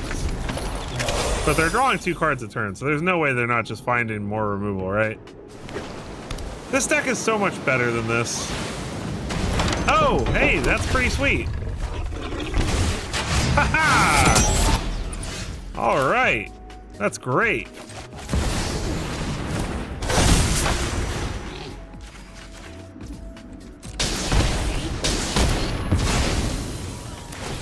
Roar!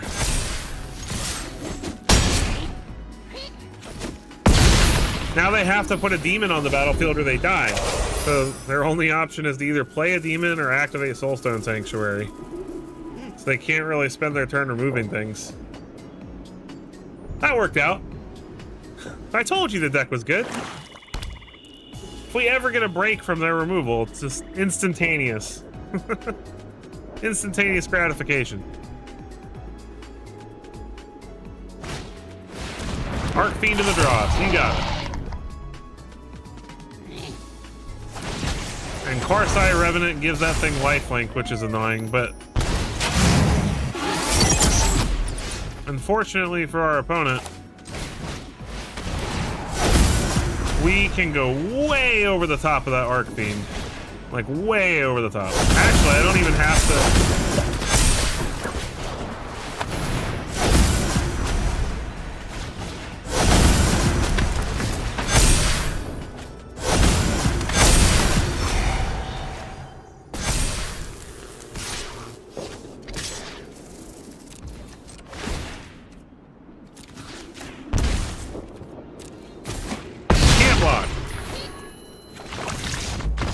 That's how we do it, ladies and gentlemen. Joda just... His opponent's removing everything we do, and then all of a sudden, Joda resolves and doesn't die, and everything goes well. That's one of the things I kind of like about this deck, though, is that almost every creature in the deck is like a must-answer threat. So, like, a lot of times, by the time we get a Joda on the battlefield, they are out of removal. Because they've spent all their removal killing all of our 1, 2, and 3 drops. Nightmare! Very interesting spelling of nightmare. Opponent's going first. This is good. We've got a green mana to cast Animus, a natural green mana to cast Animus Might, and we've got caverns for all the colors we need.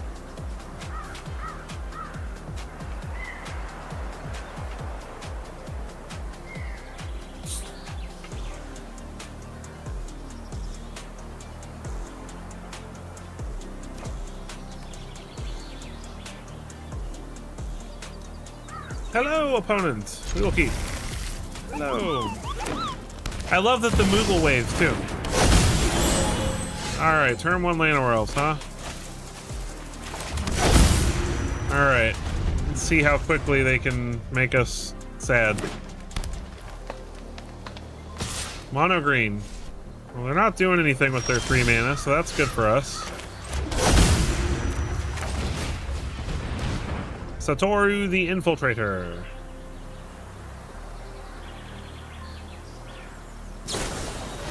Arc Druid's Charm.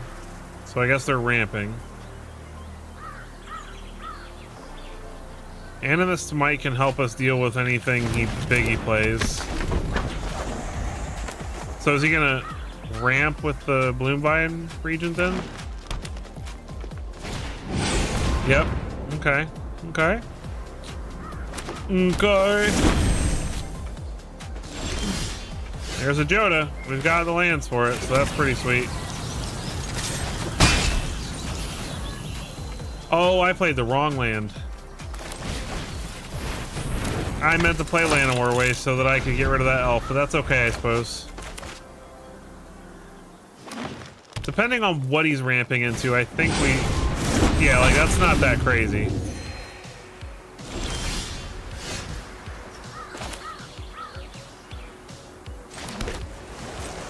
Alright, so what we do here is we're just going to hang tight with Urtai, and we're either going to counter the big thing or use Urtai's ability to kill the Bloomvine Regent, so we'll see. Whoa! How about no? None of that. No. Absolutely not, good sir. Say hello to Joda! Roar.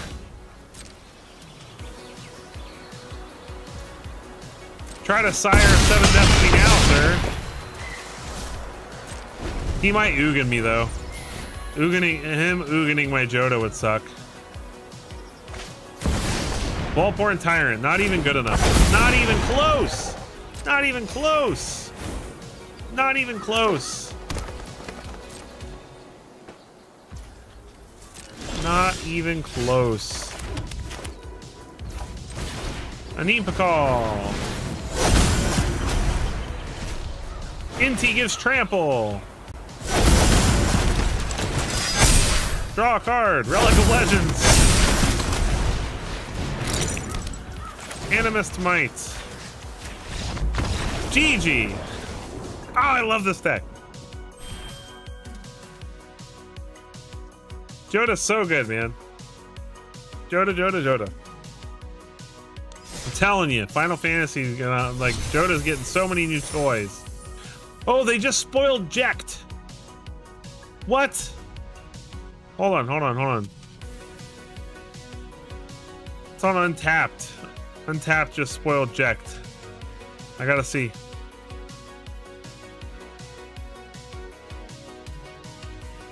Hold on, let me check him out. I'm not gonna go switch everything back around to show him to you guys, so I'll just read him to you. But Jekt, so Jekt from Final Fantasy. Sorry, I got excited because Final Fantasy X is my favorite. So Jekt is from Final Fantasy X, if you didn't know that. So he's a 4-mana black 4/3 with Menace. Whenever he deals combat damage to a player, exile it and return it to the battlefield transformed. And he transforms into Braska's Final Aeon. Super sweet. 7 mana, 7/7 with Menace. And each opponent discards a card and you draw a card for the first 2 sagas, and then the last saga is each opponent sacrifices 2 creatures. So pretty sweet card. Very cool. Sorry to interrupt the gameplay with another spoiler, but I got excited because it was Jekt. Back to Joda. Back to Joda.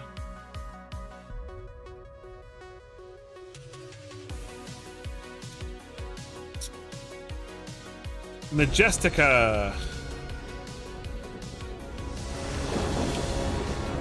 Opponent goes first. This is bad. This is better, but not a lot. We'll keep it though.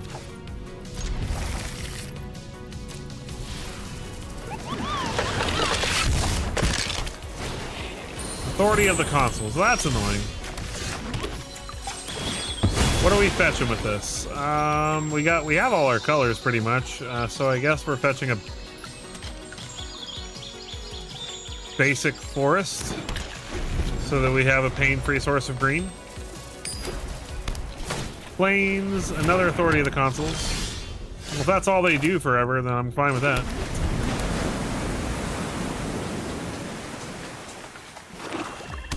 Swamp.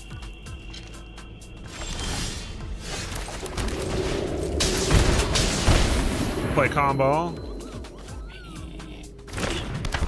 See if he lives.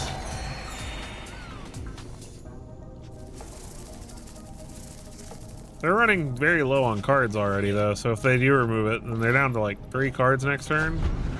Okay. I wonder what they're playing. If they're playing any kind of token strategy, they're not going to have a good time. Well, I think I'm going to go ahead and try to resolve Halana Elena. I want to play Relic, but I've got on-curve creatures to play, so it doesn't make sense to play it right now. What's up, Lucas? Welcome to the stream. Hi. Lot out. That's annoying.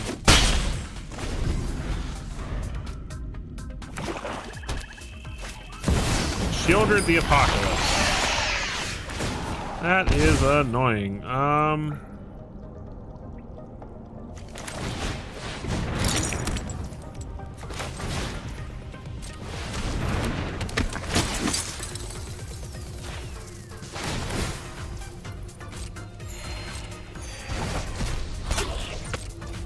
We'll have to get rid of Shieldred next turn.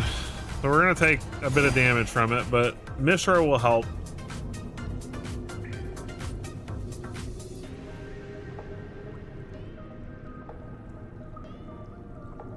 We've got Jarina to give hexproof and indestructible to our stuff. I'm gonna disenchant our Relic of Legends. That is actually annoying. That actually stops us unless we draw a land here.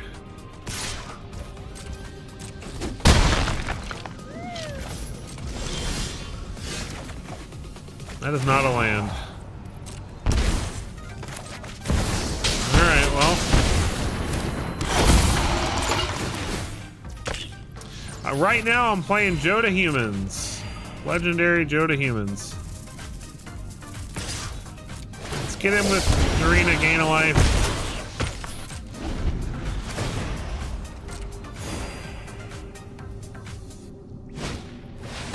Marauding Blight Priest. That's annoying.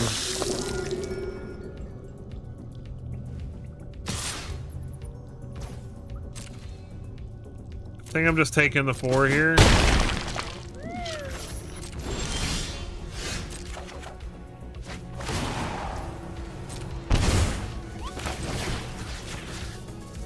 Oh, what am I doing? No. This one. All right.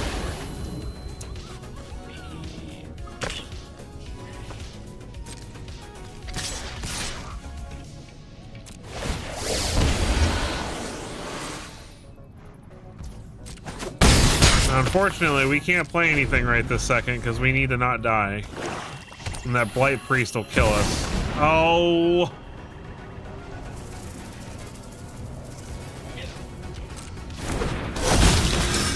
So we have to block or we die immediately.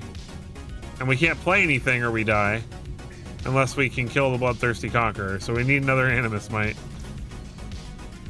Wait. He's not attacking.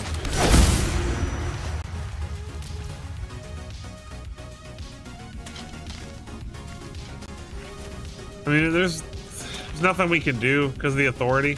Whenever opponent loses life, you gain that much life. Whenever you gain life, they lose life. So I'm dead. No matter what I do, I'm dead. So, oh well. Infinite combos are fair.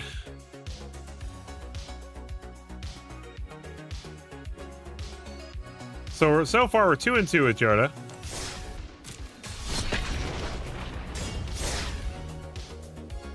See if we can end on a positive note before we move on to something else.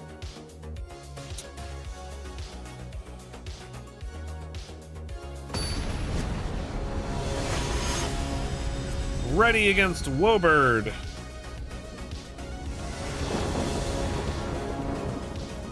Opponent goes first. This is a good hand. We'll keep.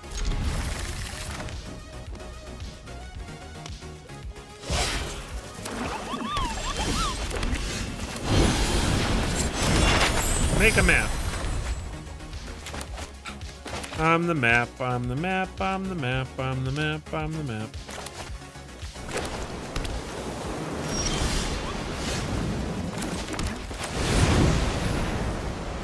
Play Kellen, see if Kellen lives. He's got an edict of some kind. Cutting down though. We need to keep in mind that he has an edict though. There wouldn't have been a stick there if he didn't have Shieldred's edict. Unholy Annex. It's annoying.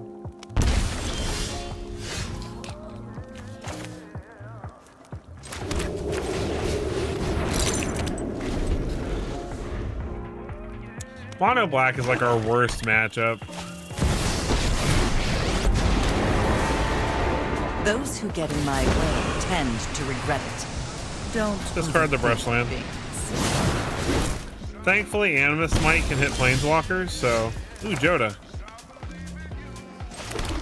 Well, I think we're just going to play Satoru here. Animus Smite the Liliana. Delay, and nothing more. See what's on top. Her tie is pretty good. So we know he's going to shield or Edict us most likely here.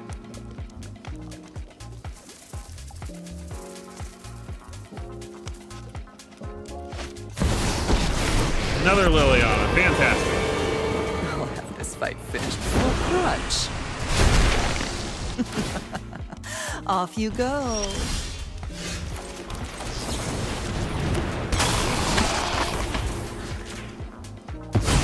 Gotta destroy the Liliana before he makes us discard stuff. Dying today. I'm just drawing lots of cards.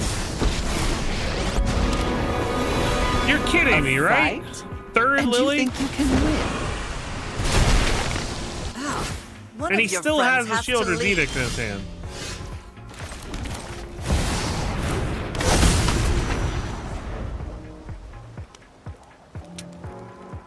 This is a dumb game.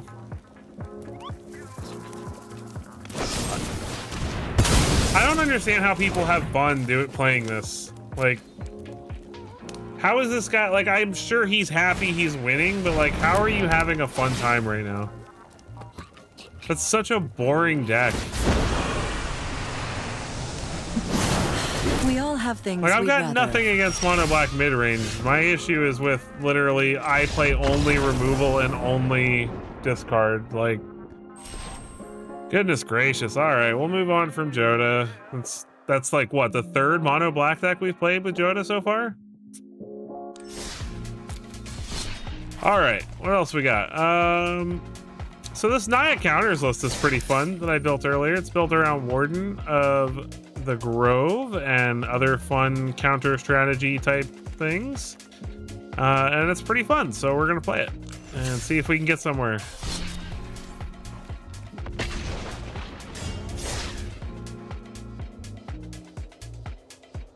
I'd love to get into the higher echelons of Mythic, so I'm planning on trying my best to do that this season. Shintian Chaos.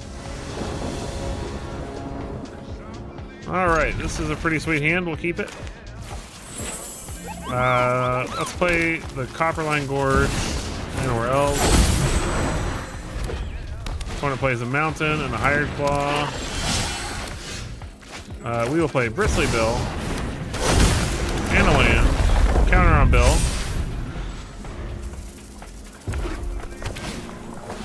Timberheart Challenger, sure. Opponent can't attack. It's always pretty sweet. We'll play Warden of the Grove. Play land. Counter on the Warden. No taps. Counter on the Warden. In the next turn, we can spend the turn removing things if we want. Opponent's going to attack most likely with the Challengers. Oh, they don't have a Monstrous Rage. All right. They do have a Lightning Strike, though. That is sad.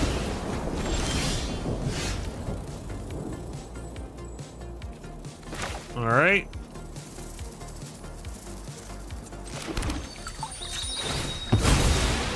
Well, this is not how I want to spend my turn. But we need to Helix this.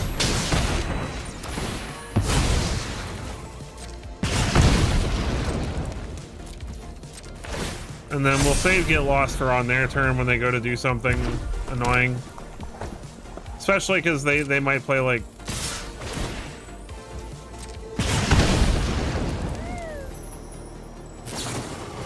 Frenzy! Oh, it's so annoying.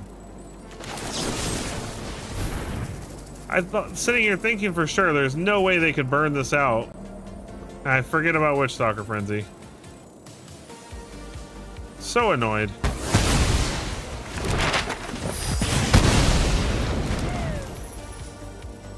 So annoyed. Monstrous Rage. Yeah. We had that already.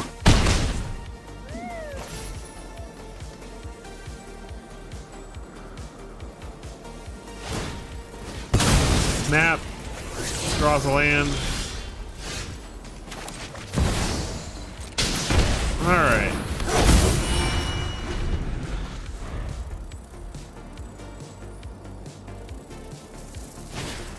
I'm gonna play the Swift Spear. Lightning Strikes are Enduring Courage because they're super cool, fun people.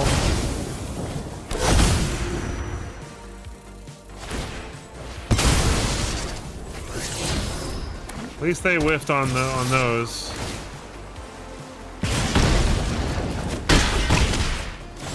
We're at 11.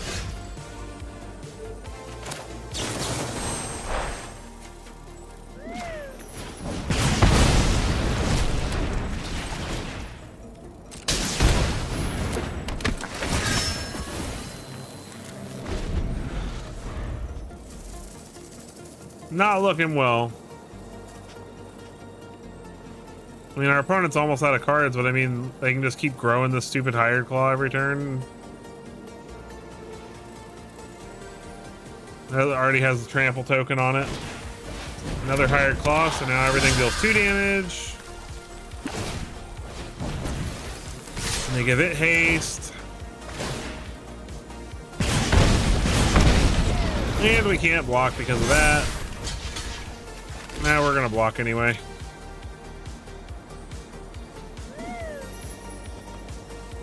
Don't give them things, Smiley. Don't give them things to hurt me. Alright.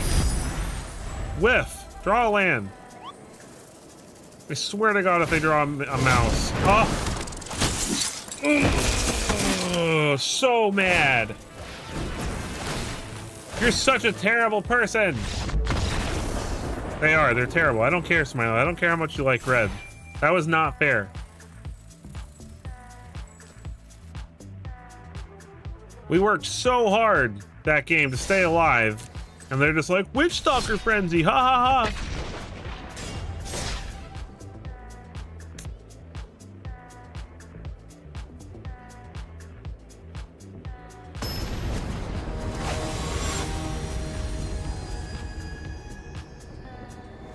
The mice are stupid. Spell slinging I can get behind. That I don't have a problem with. This is a very painful hand, but we'll keep it.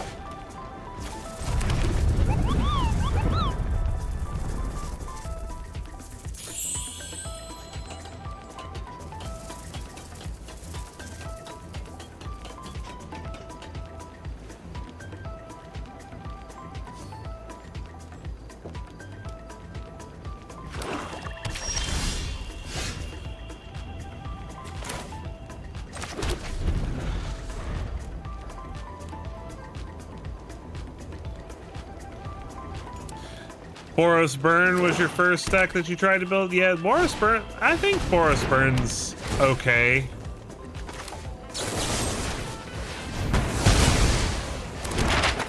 We're gonna discard the Torch, I guess.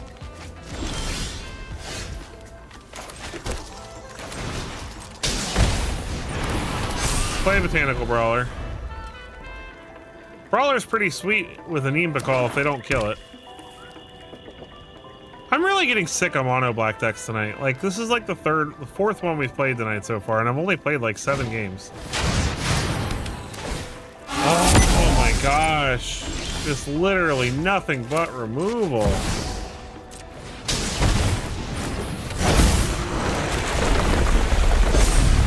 Please give me refuge from this. Like, all we face is mono red and mono black.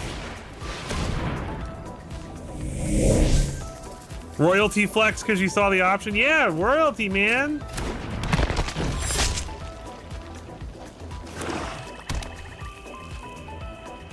Smiley is Seth Squad royalty. Speaking of which, if you stick around for a little bit longer, I would be more than happy to play a couple of games against you towards the end of the streams.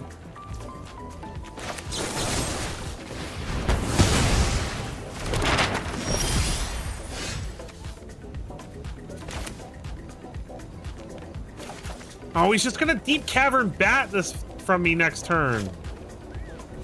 Whoa, we're playing this though. This is the better spell.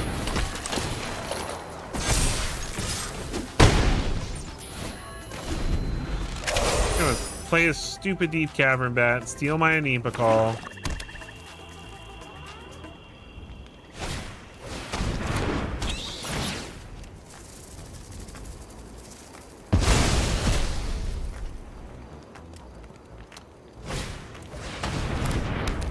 Momentum Breaker. Oh god.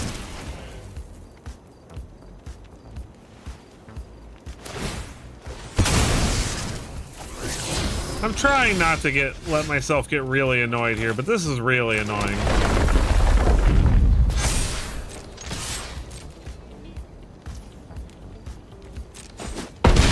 I want to double counters, but I need to keep Fountain Port up in case he plays another Edict. Karsai Revenant.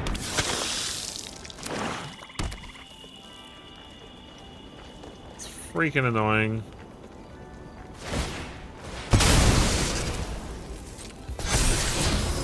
Hopeless Nightmare on top, that's irrelevant.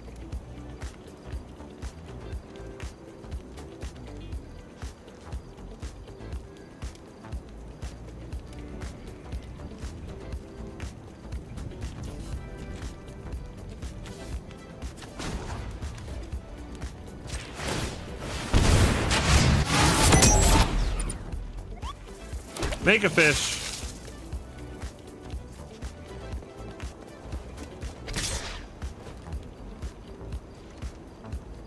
I don't know why I thought it was the end of their turn. Probably because they're taking so long to do everything.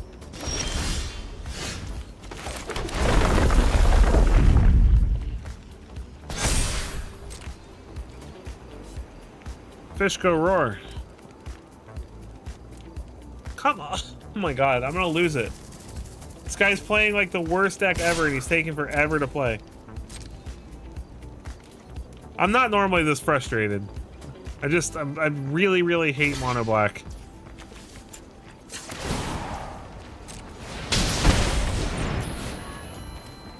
At least they're playing a slightly less obnoxious version of the deck.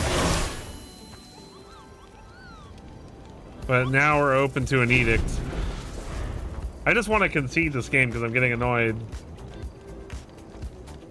And move on to another fun game.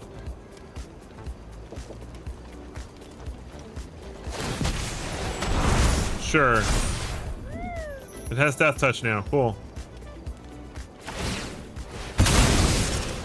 It's not going to matter if you keep attacking with it, though.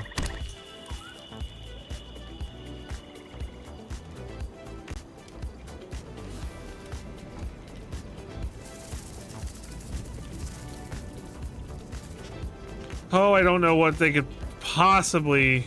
Discard pack makes you uninstall. I don't blame you. Fish.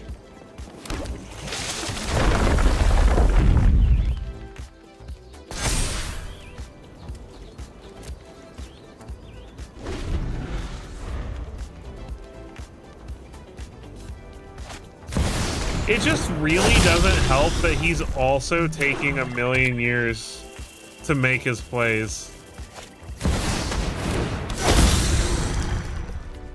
Okay. And then he doesn't attack? How does that make any sense? I'm so confused.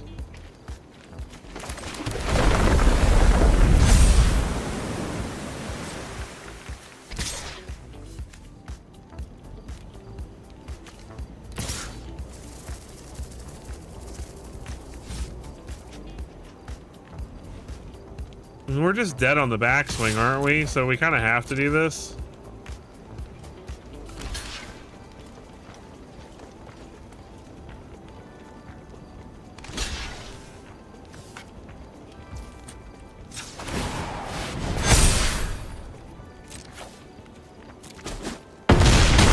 I don't get it. I don't get it. He just botched this play so bad.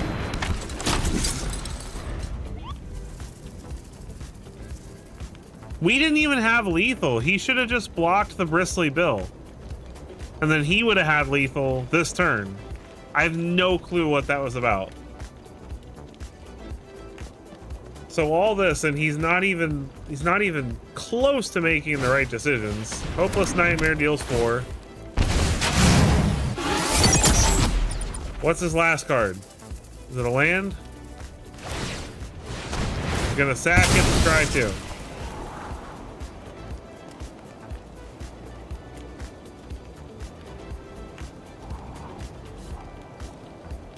Oh my goodness. I feel bad for you guys. Like, don't leave me. Don't leave me because of this boringness. My mouse is dying. It took so long my mouse started dying. Sorry for the weird noise. That's the sound of me unplugging my mouse and plugging it back in. Why? Attack! Like, I'm almost dead. I literally can't beat you. Like, unless I draw something really awesome this turn. Inti's pretty good.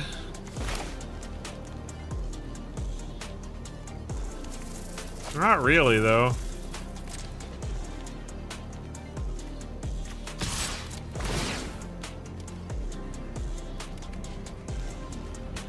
Doesn't help me. I'm still dead. I'm gonna sacrifice the gnome after it deals damage and draw a card and hopefully find something.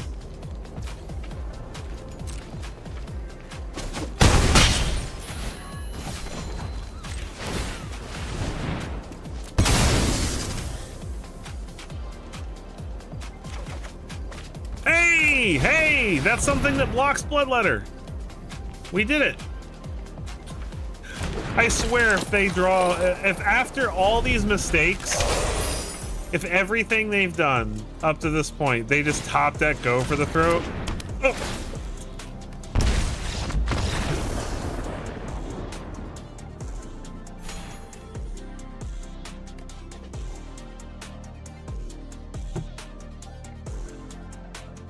That just happened. Our opponent completely punted that game. Completely 110% punted that game. They had an unbeatable position. Completely punted it and then still got rewarded after we top decked something that could block the Bloodletter. Like, what? Woo, boy, all right. What do I have something that's good against mono black discard? Like, do I really need to just build anti-meta Selesnya or something? That's a lot of mono black decks I've been playing, but as soon as I switch decks, nobody's gonna be playing it. As soon as I switch decks, I'll face all mono red and like Dimir and stuff. Like, it's ridiculous. Very frustrating. What time is it? 10:04. Got about an hour left in the stream.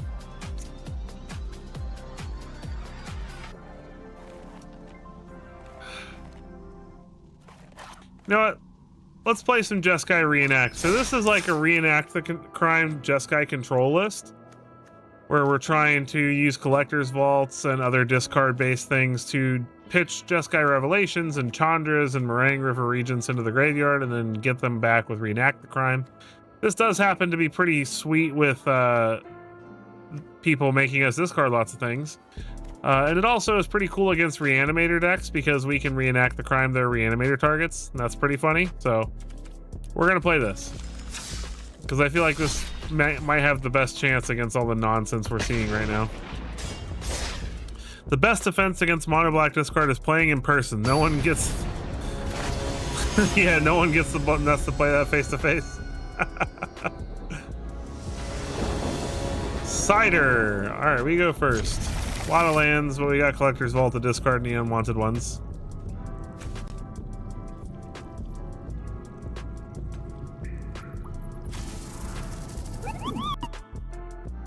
I set this to ultra low latency, but okay. Just making sure that it's doing what it's supposed to be doing. Thundering Falls. Keep Chandra. Seachrome Coast. No.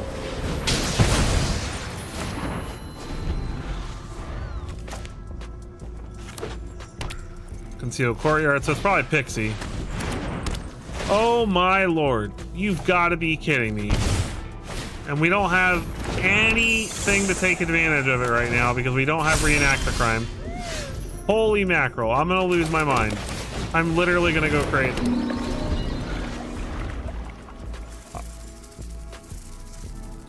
This is like all I've played all night is discard decks. Ah!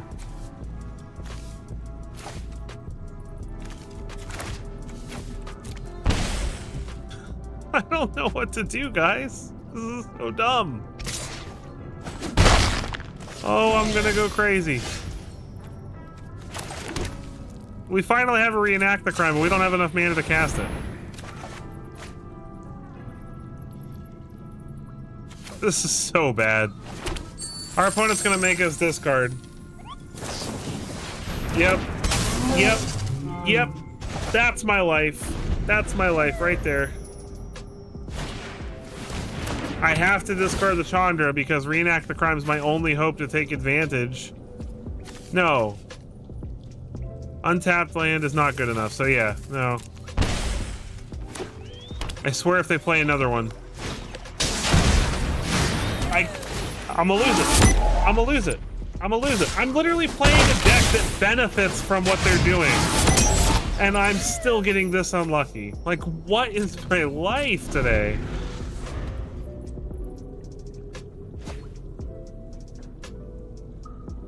The game's not over. I can still win from here, but this is ridiculous. I cannot believe my fortune this evening.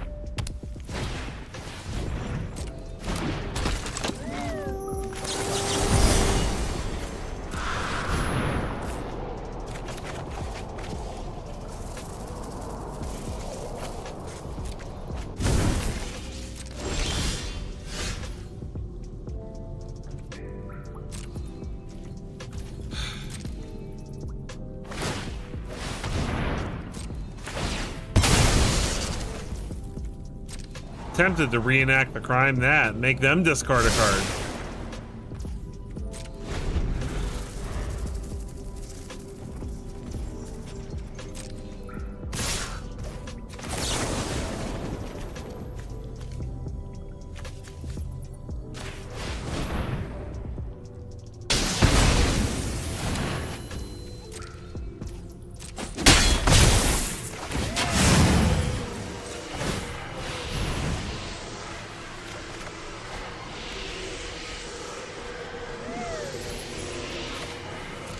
I don't want to discard Reenact the Crime, but Fuel the Flames is really good right now.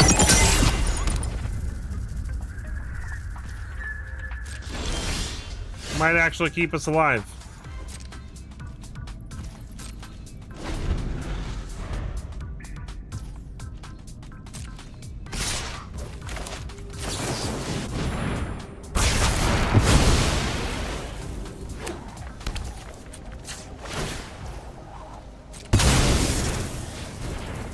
Well, at least they're getting flooded now. So are we.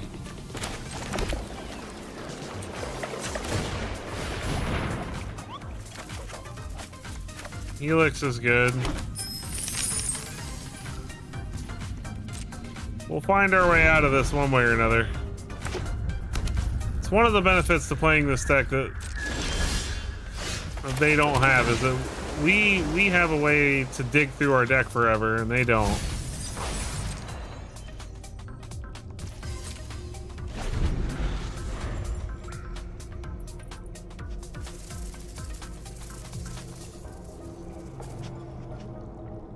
They play any Pixies or Kiorans or anything, they can bounce their Momentum Breaker, but we're just gonna Helix them.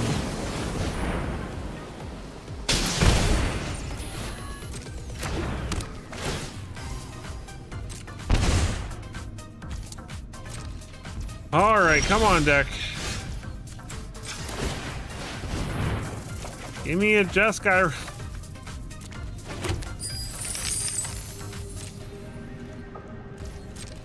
Opponent's gonna sack their Nightmare and scry 2.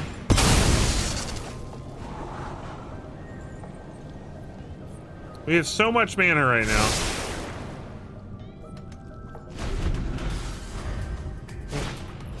We have so many good cards. Do they have any instants or sorceries to get back? They don't.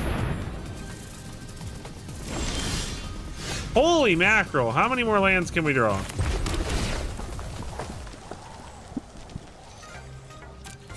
I'll take it.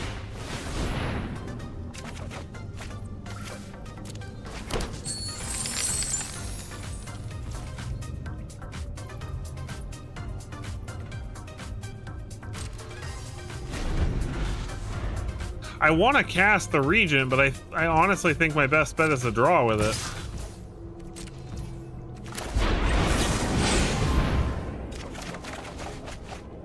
Wow, we have drawn a lot of lands.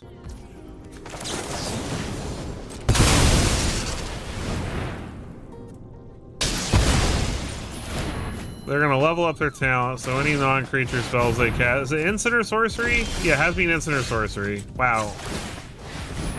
Come on, give me a Jeskai Revelation already. My goodness. This is ridiculous.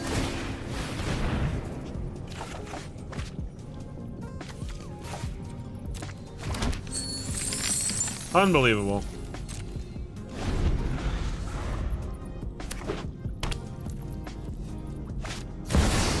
Kaito, Bane of Nightmares. Don't worry, Pom-Pom-chan. I've got this. Surveil 2. Information. They don't get to draw. Maybe. Neither of those things are good.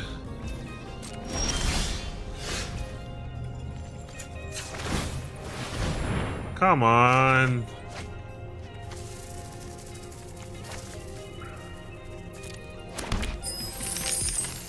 Okay. All right. Okay.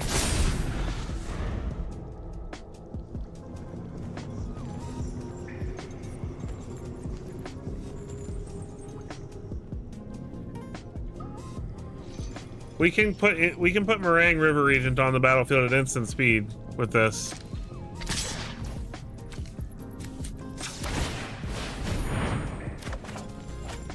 Ooh. This is still better.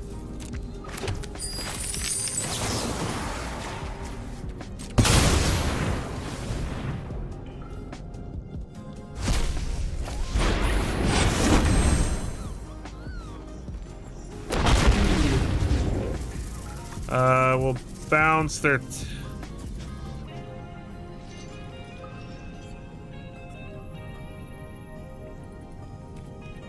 I don't really know if I want to bounce the talent. Yeah, we'll bounce it.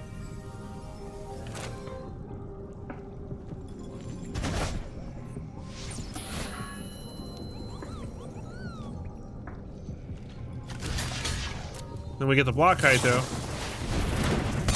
Sun Pearl Kieran bounces the Kaito. Really? Really? Really?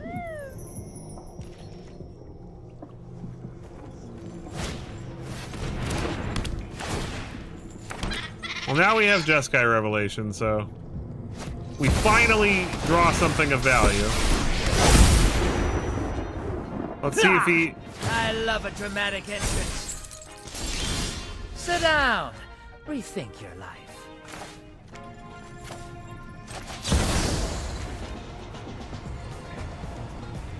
Alright, return spell or permanent. So we'll return that. We'll deal 4 here.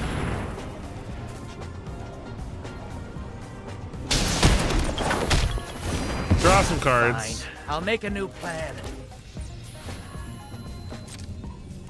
And then I'm feeling pretty good about where we're at now. Somehow we managed to turn this around. It took us freaking forever, but we did it. Yep. Level up your talent. Rest in peace. Sure, I'm not planning on using my graveyard too much more anyway.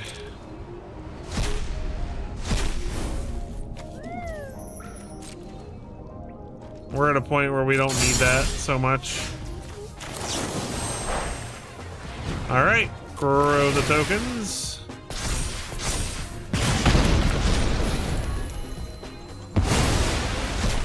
Draw 2. Grow the tokens.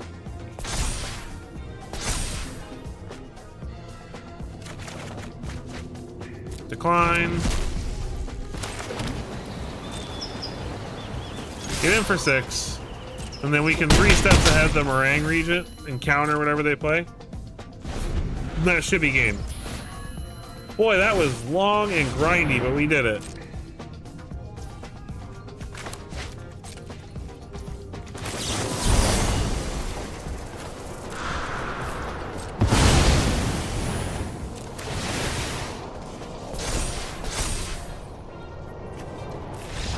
GG. All right. Woo! That took way too long. Thank you guys for sticking with me through it in my temper tantrum in the middle.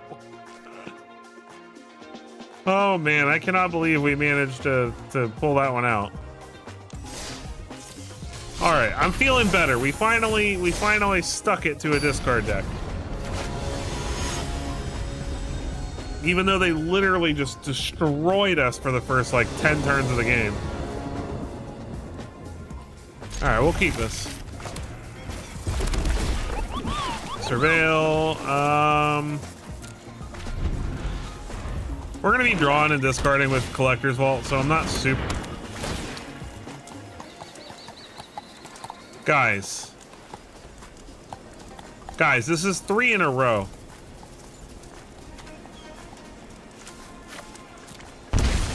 This is 3 in a row.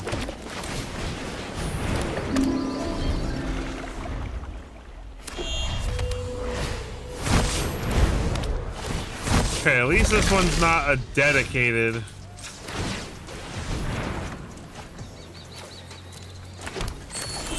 Okay. Feeling better.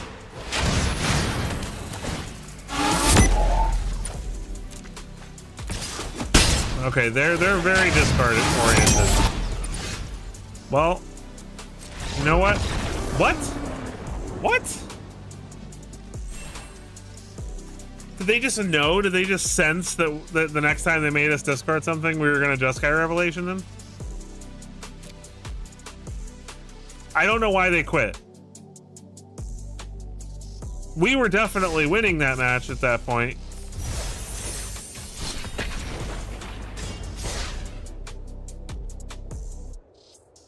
But seriously, how many black decks in a row? Like, granted that these last 2 weren't mono black discard, but they were still discard decks. Like, why is that all anyone's playing right now?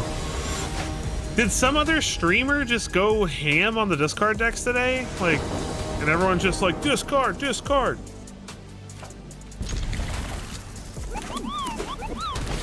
Plains Authority. No. A lot of authority decks today, too. Ruin Lurker Bat. That's a lot of lands.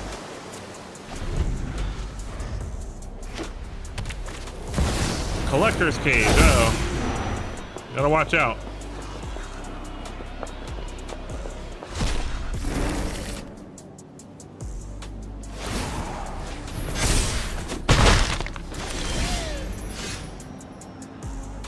You just did Plains of 30 and you thought we were playing?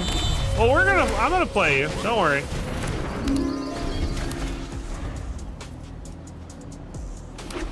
Honestly, probably after this game, if you want, we can try the... I hate it because I know the arena challenging thing is not very intuitive, but we'll try it.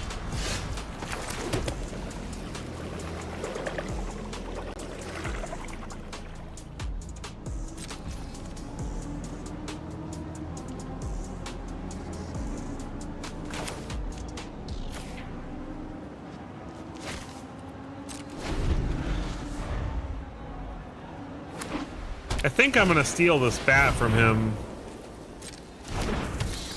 Maybe not. Maybe I'm gonna steal that.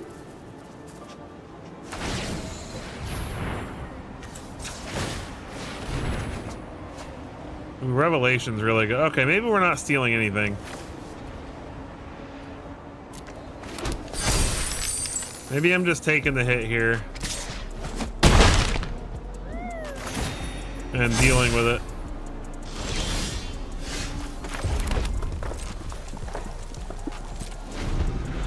I think we're gonna reenact Jeskai Revelation here.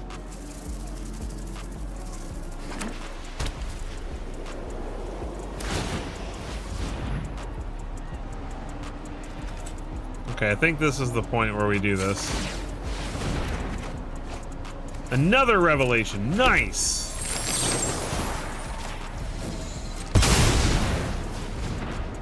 Alright, so we're gonna... What are we bouncing? I guess the Channeler and 4 to this.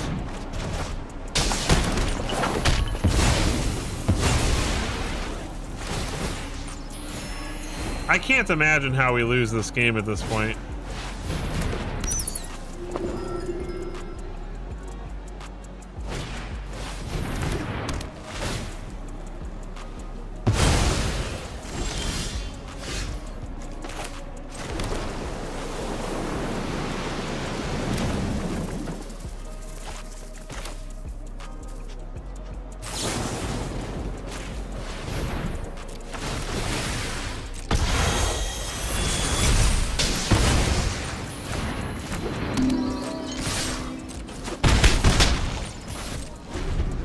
Alright, I think we're in a pretty good spot now.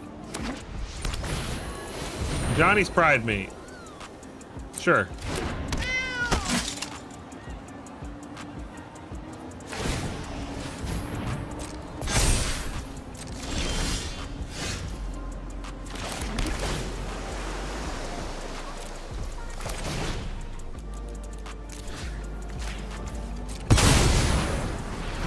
Gimme. It's my Pride Mate!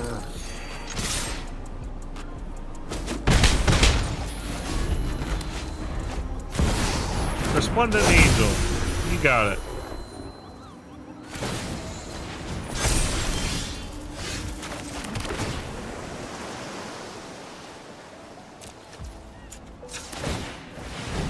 Let's draw. We discard Jeskai Revelation. We reenact the crime, the Jeskai Revelation.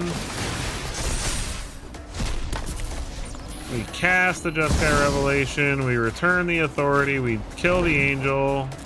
Prowess, prowess. Gain 4 life. Throw the Pride Mates. Look at our fun we're having.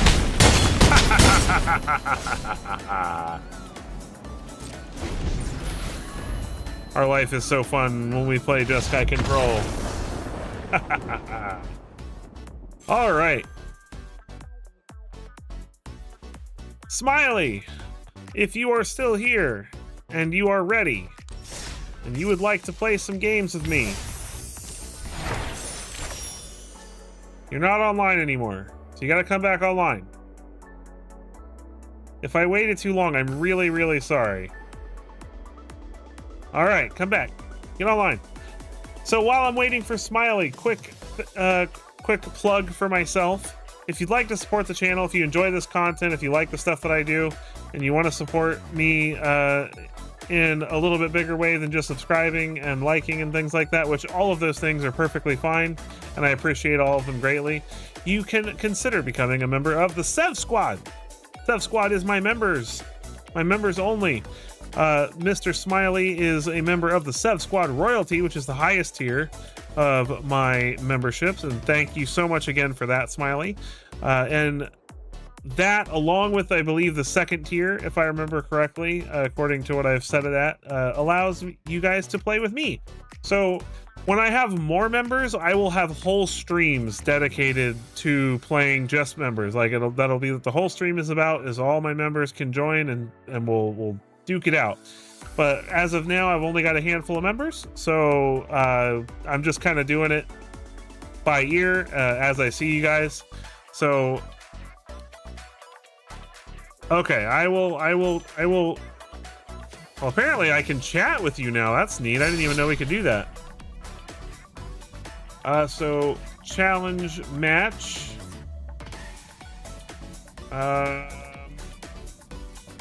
Deck type 60 card. Format best of one.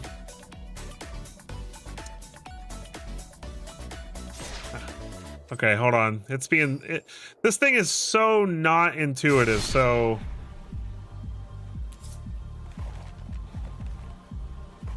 all right, so you have to pick a standard deck. Because I think you can pick any deck. I don't think it really gives me the option to choose a particular format. So we have to agree on that. So we're going to play standard. I'm not going to show you what my deck does. And no stream sniping. Okay. Let's see. What do you guys think I should play against them?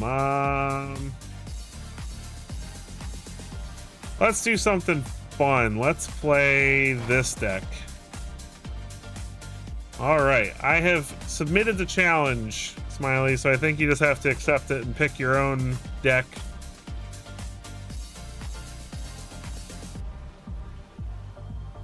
I'm not gonna lie, this is actually the first time I've ever done this, Smiley, so you're getting to be my first direct challenge opponent.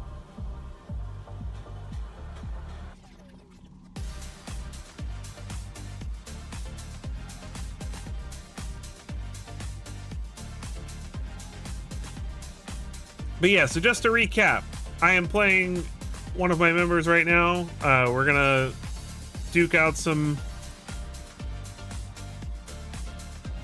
one of the ones you sent over for. Oh, it gives me the option to click play now. Okay, there we go. All right, let's do it. I think these are best of 3 though, and I only picked a best of 1 deck, so I don't know. No, this is only best of 1. Okay. All right, I like my hand.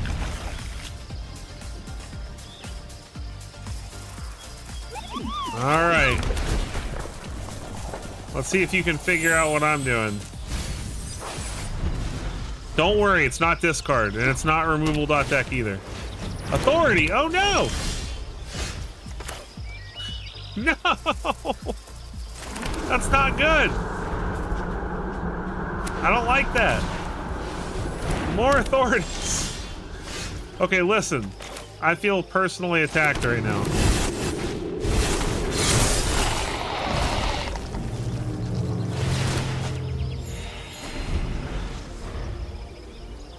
This happens to be very good against my deck. Trapped in the screen. Oh, you're paying 3 life for that, buddy.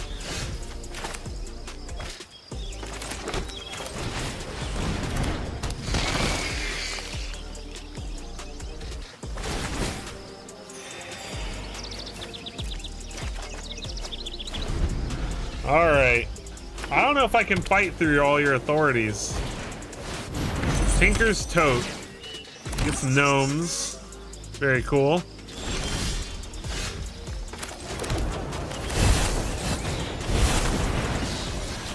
I got another one. Praise the worms.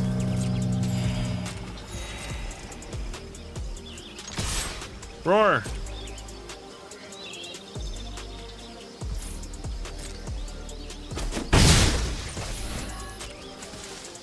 Got you all the way back down to 24 life now.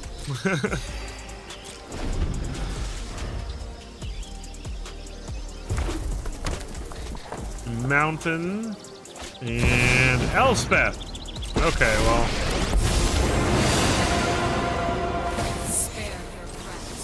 Can't let you have that, sorry.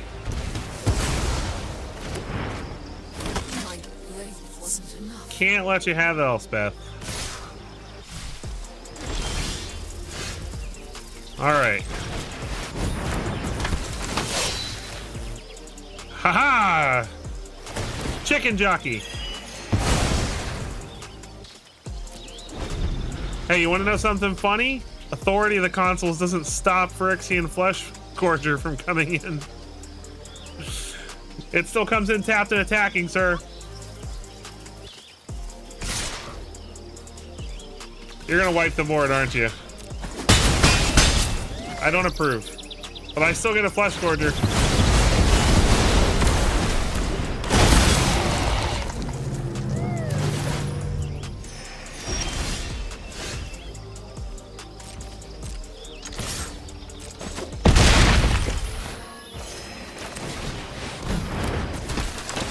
And now I can hide it and protect it from your next board wipe. No thinking aloud. Do or do not. There is no try.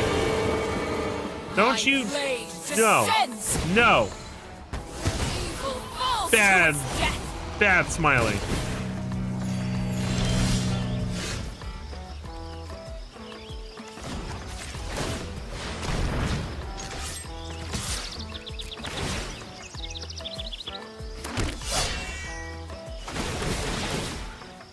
This is so annoying how much life you're gaining from these authorities. I'm gaining a ton of life too, and I still feel terrible. Urbrask's Forge, huh? And High Noon.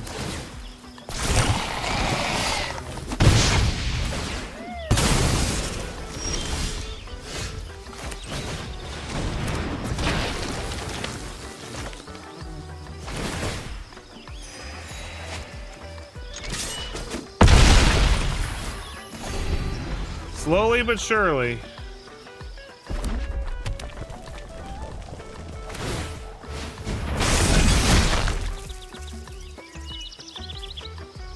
You're gonna high noon my Gorger? Rude.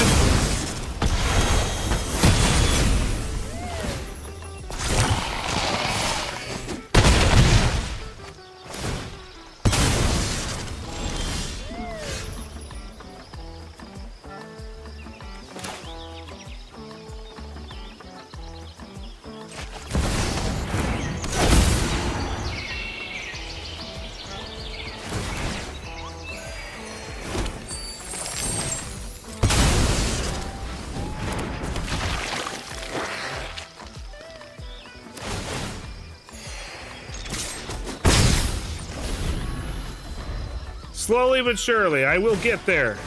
Another... Oh, this is so obnoxious.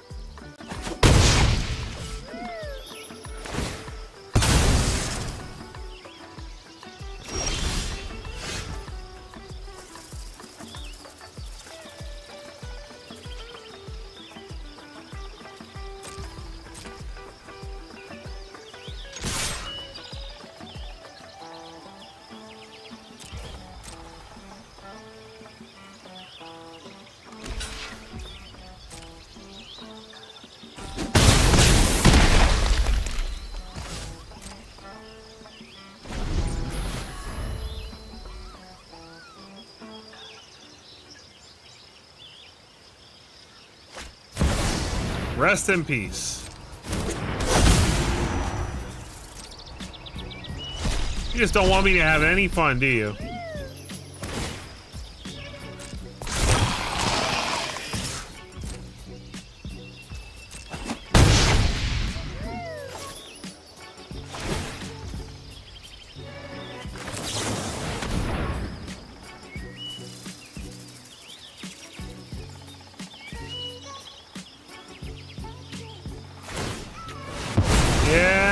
Yeah.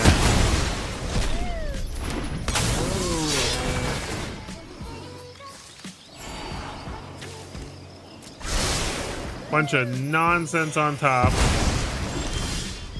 More nonsense. Ah.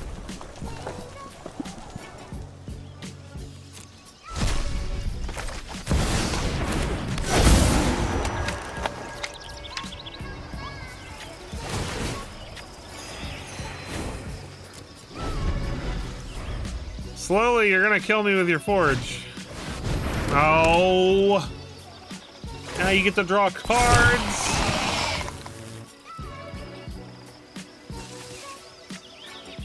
Listen, if it wasn't for those authority of the councils.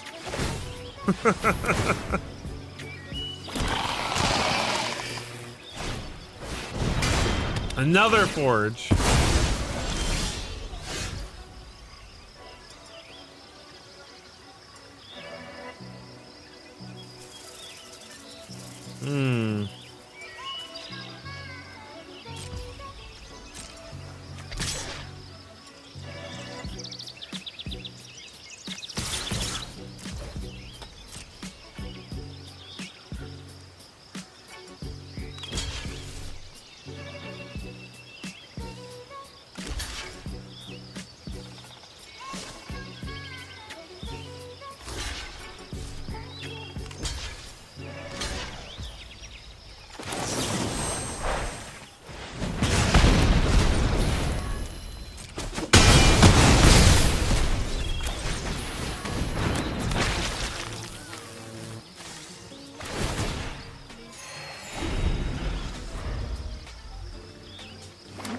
I don't see a way out of this for me.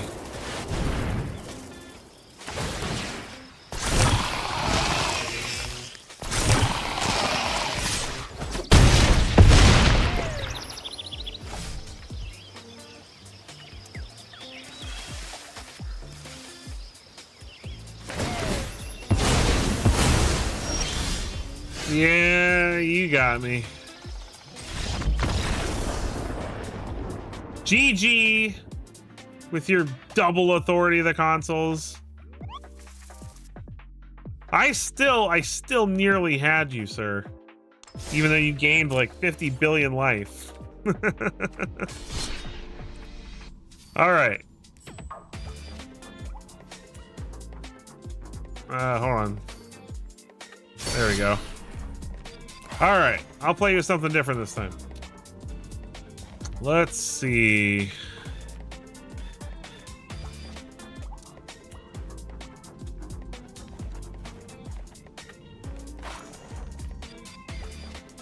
Let's try this one.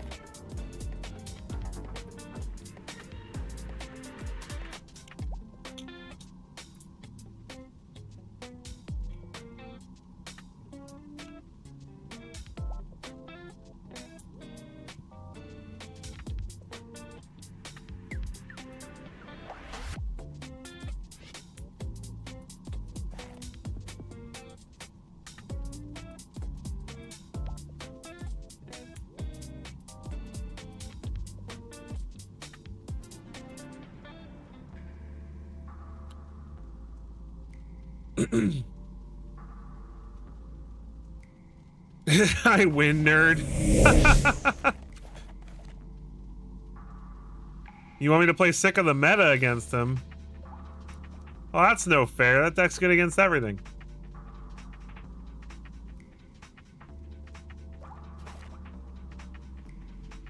Where is my Sick of the Meta deck? Where'd it go? Oh, there it is. Yeah, that's my mono green Sick of the Meta deck. I made a video about it if you haven't seen it before.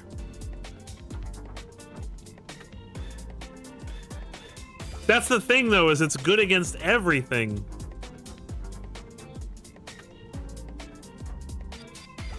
I'll play that against him after this game. Oh, I'm sitting here waiting. It doesn't give me any. It doesn't give me any. Trying a no rares deck. Oh well, This deck is very full of rares. That's not fair. Although we are taking them. Oh wow. Okay. You might win. This is not a great. Great hand, so.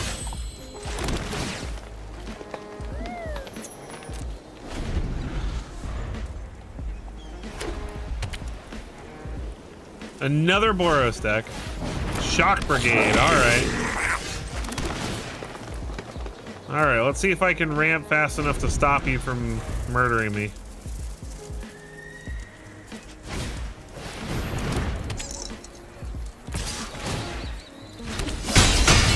Arabella. Alright.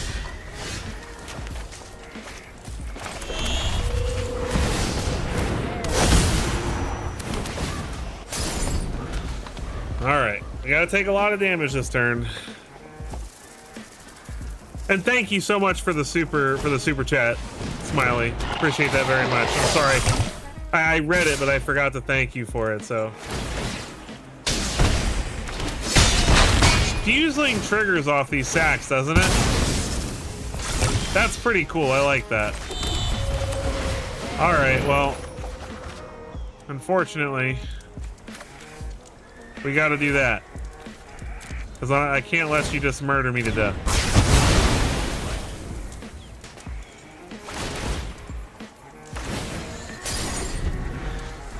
I got to put up a fight. You did get me to 11 with 2 mana, though, so that's pretty impressive. Another Fuseling.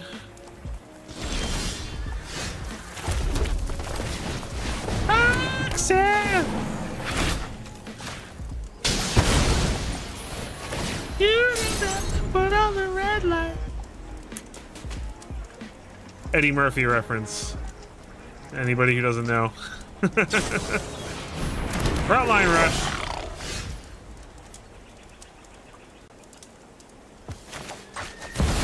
Well, I guess we're just casting a Rennie and getting rid of those things.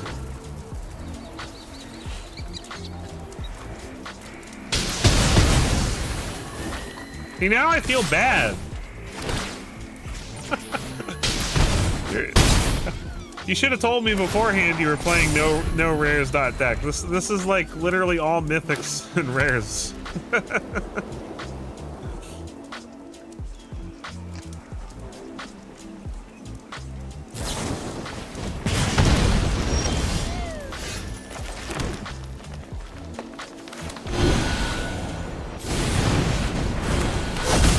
This was the spice of the deck, was the virtue of knowledge.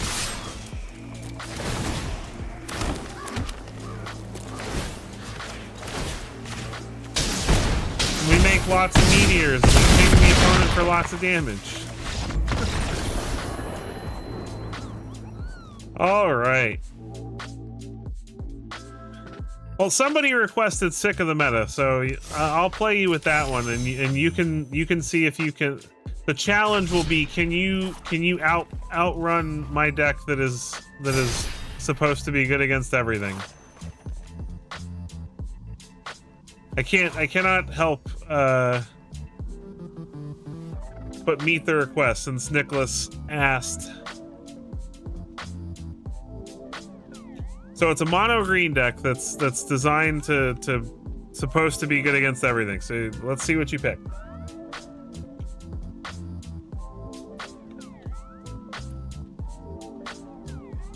This is fun. I can't wait until I can do a whole stream like this. Tribal deck? All right.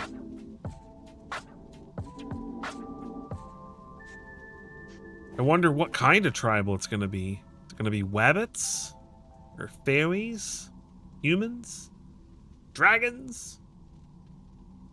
Oh, I really wish it would give you a sound. It drives me nuts that it doesn't make a sound when you're like ready. Like, make a sound. Give me like a ding. Wow, okay, this is an interesting hand. You know what? I'm gonna keep it though.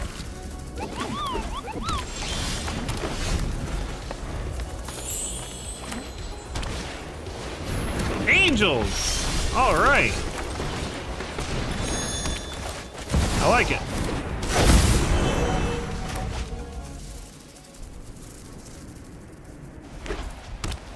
Alright, let's see how fast. Of course, authority's in it. Sheltered by ghosts. Alright. Snatch my heirloom.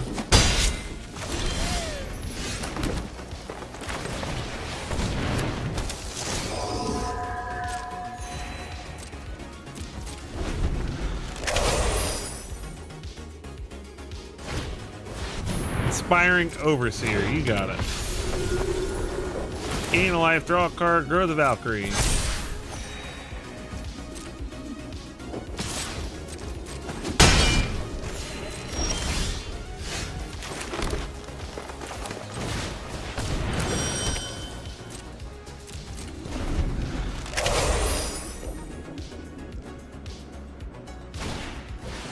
Giada, alright. I have an angel deck too that I've been working on. Naya.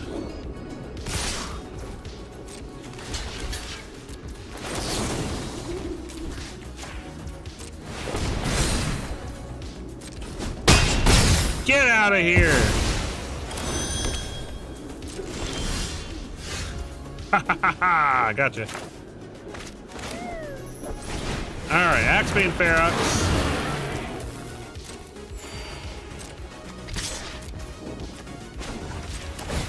We're gonna draw some cards, please.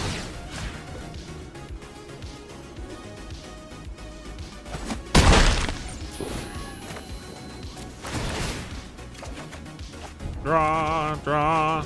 Those are good cards. Another herd heirloom, because why not?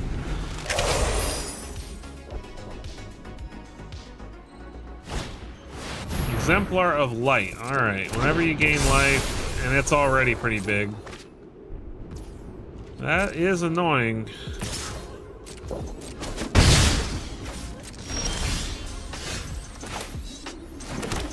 All right, so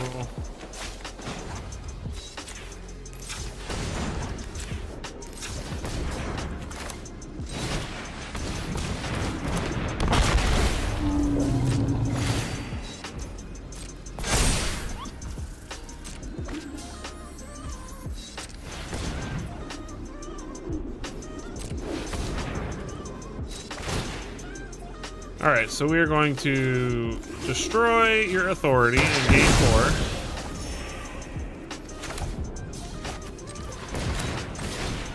We're going to play an Axebane Ferox. And getting it in.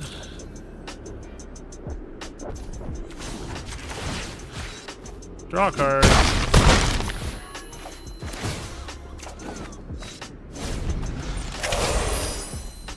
Alright, can we outrun your Exemplar of Light? That is the question. Oh, not another Sheltered by Ghosts! So annoying!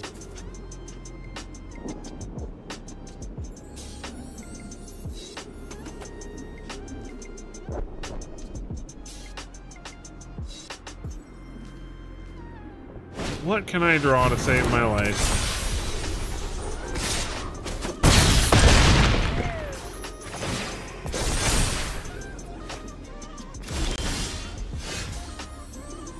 Well, that helps.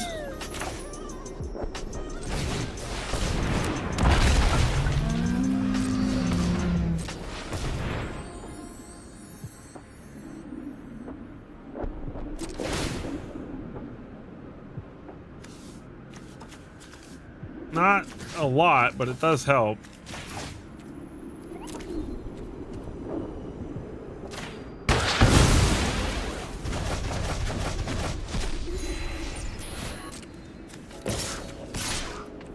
I think he got me, though.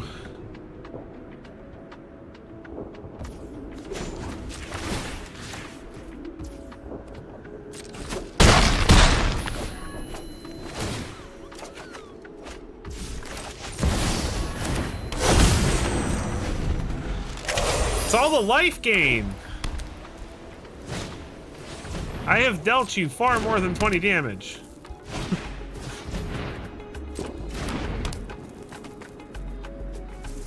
It's a lot of authority, the consoles.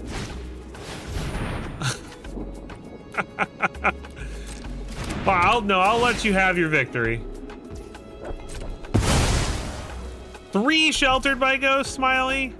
3 and 3 authorities?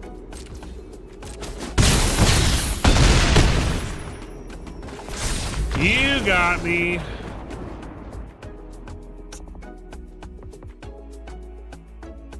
Well, those were some fun matches. Some fun matches indeed. As the last game for the night, though, I'll go ahead and I'll play my Naya Angels list. That was fun. Played too many authority of the consoles against me tonight. It's probably my least favorite white card for sure. You can play High Noon all you want, but I hate authority of the consoles.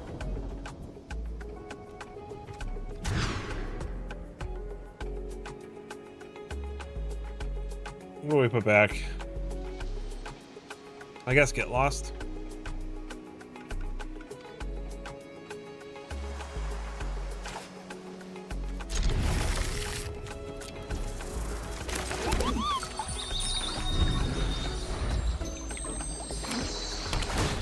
Krenko is a fun card. Listen, I think goblins are actually pretty good right now, if I'm being 100% honest. Yeah, authority into split up is really good. Whoa, our opponent's playing 250 cards. Just noticed. They're playing black though, so they probably got 220 removal spells. I was gonna say, I swear if in 250 cards they drew one of their 4 cut downs, I was gonna lose my mind.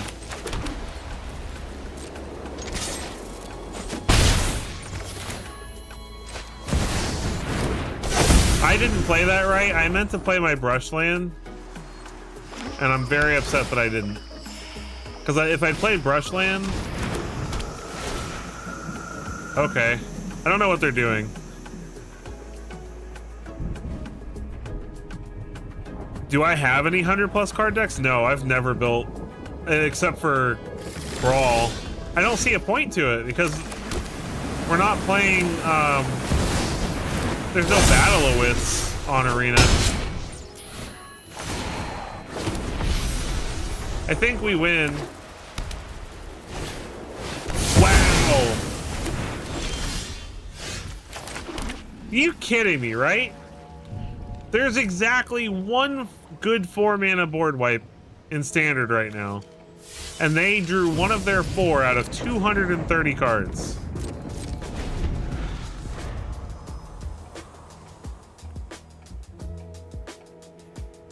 My luck tonight is terrible.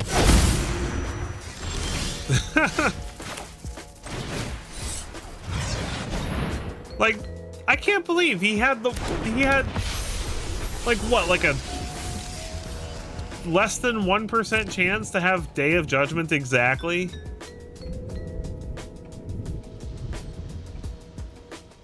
That's insane.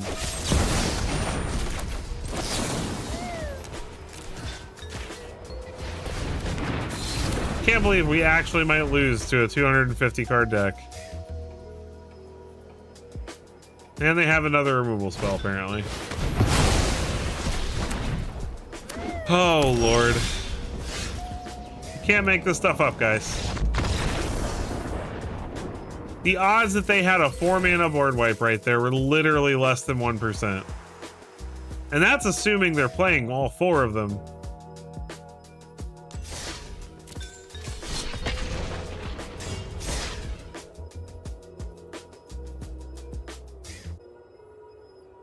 Yeah, right? That's usually how I feel like it goes. That's usually what I think happens with these 200 card decks, is they're just like, nobody's gonna mill me today. Nobody can mill me.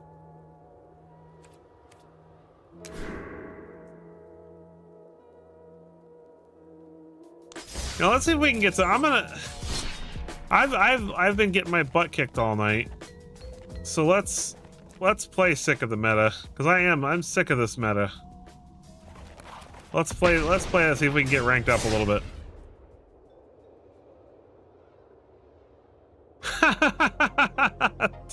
Now I want to play Doomsday Executioner just to be that guy. Don't make me a terrible human being. Oh, it's Big Daddy. It's a terrible hit. What is my luck tonight, man?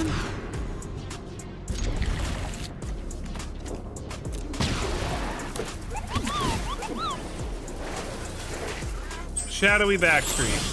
I hope it's Orzhov Pixie and they make me discard this Wiltleaf Liege on turn 2. Do it. Play a Hopeless Nightmare. You won't.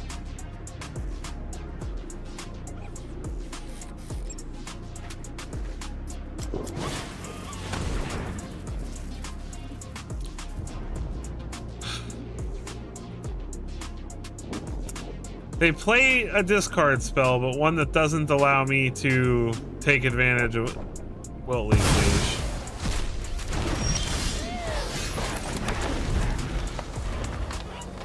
I can't make this stuff up.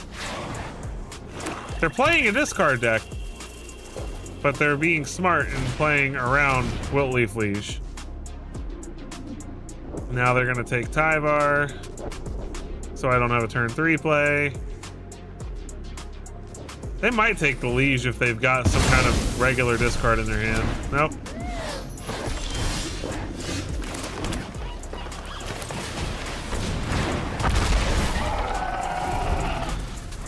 I don't get it. I don't get it. What is the pull behind playing these decks? Because they're not playing Pixie. They're playing like just hand disruptors. Shieldred, okay.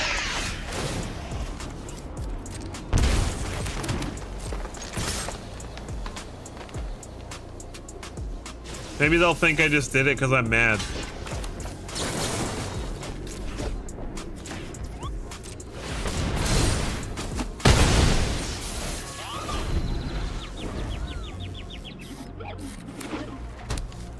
Restless Fortress. Unstoppable Slasher.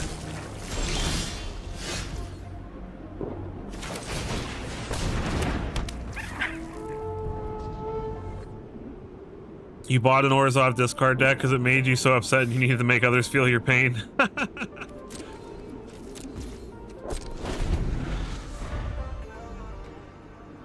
I can't do it. I just, oh my gosh, this guy's luck.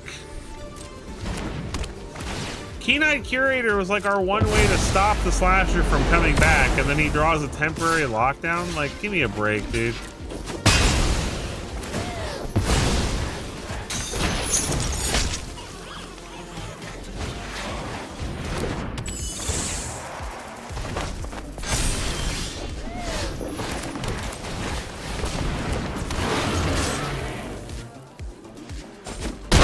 This is so annoying. I honestly just can't play it. I would lose my mind playing this for any length of time. It's so boring.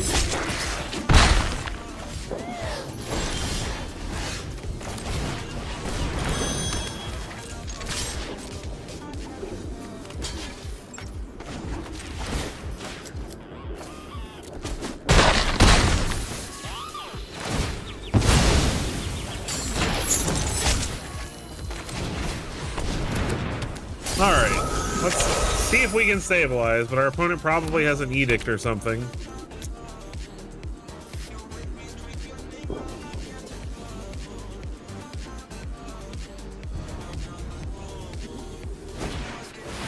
Arcfiend of the Dross, of all things.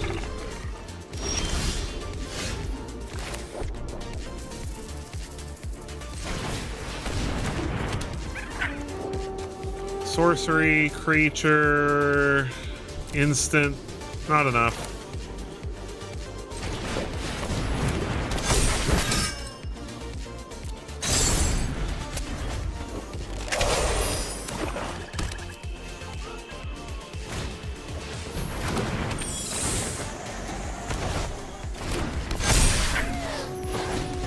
That's kind of counterintuitive.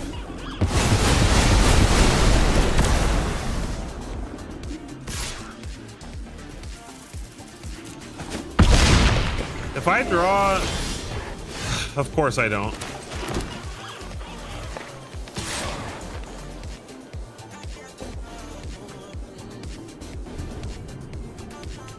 Six, 8. I go to 1. No, but Restless Fortress.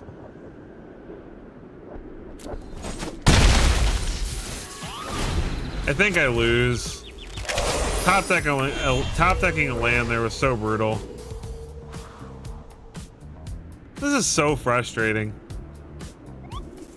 This has been a very frustrating night. This is all I've played all night. All I've played all night is discard decks, guys. This doesn't even help me. Whatever. I'm sorry. I'm not normally this. I'm not normally like this.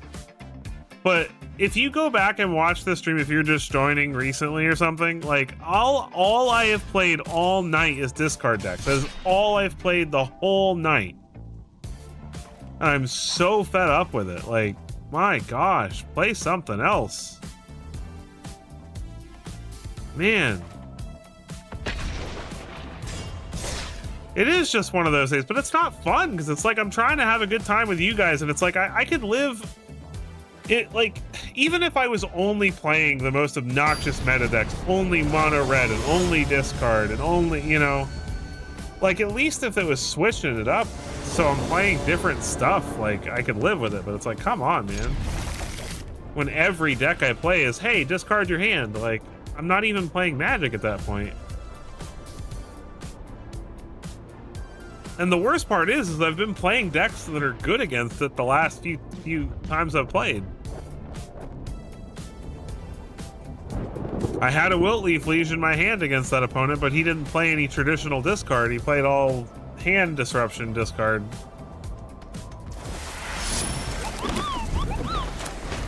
Can we just have a normal game of Magic? Hey, it's a red deck.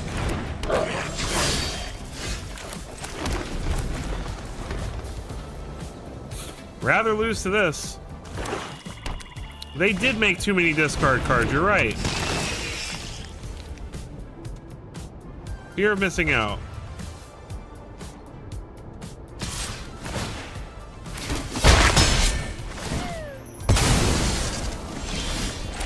Alright, we'll play Sirach. He wants to sacrifice his stadium headliner to kill my Sirach. That is fine with me. I need a land. Land would be nice. So if he just uses a kill spell on this, then we can draw. Yeah, I'll definitely be building some equipment decks with Final Fantasy.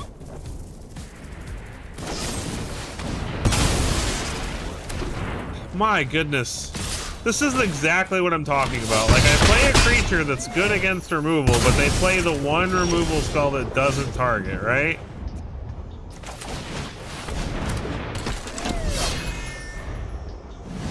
Arena is just not my friend today. Oh yeah, Battlefront's gonna be sick in that deck. You're right. Another Edict.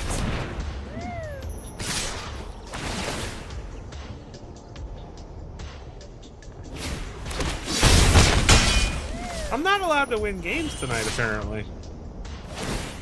I'm not a bad Magic player. Y'all know that. This is ridiculous, and I'm not drawing lands. I can't draw lands. I just wanted to win a game before I stopped my stream for the night, but I guess that's not happening, so... Literally just got my butt kicked the whole night. I guess it's just one of those days. Arena is not my friend today.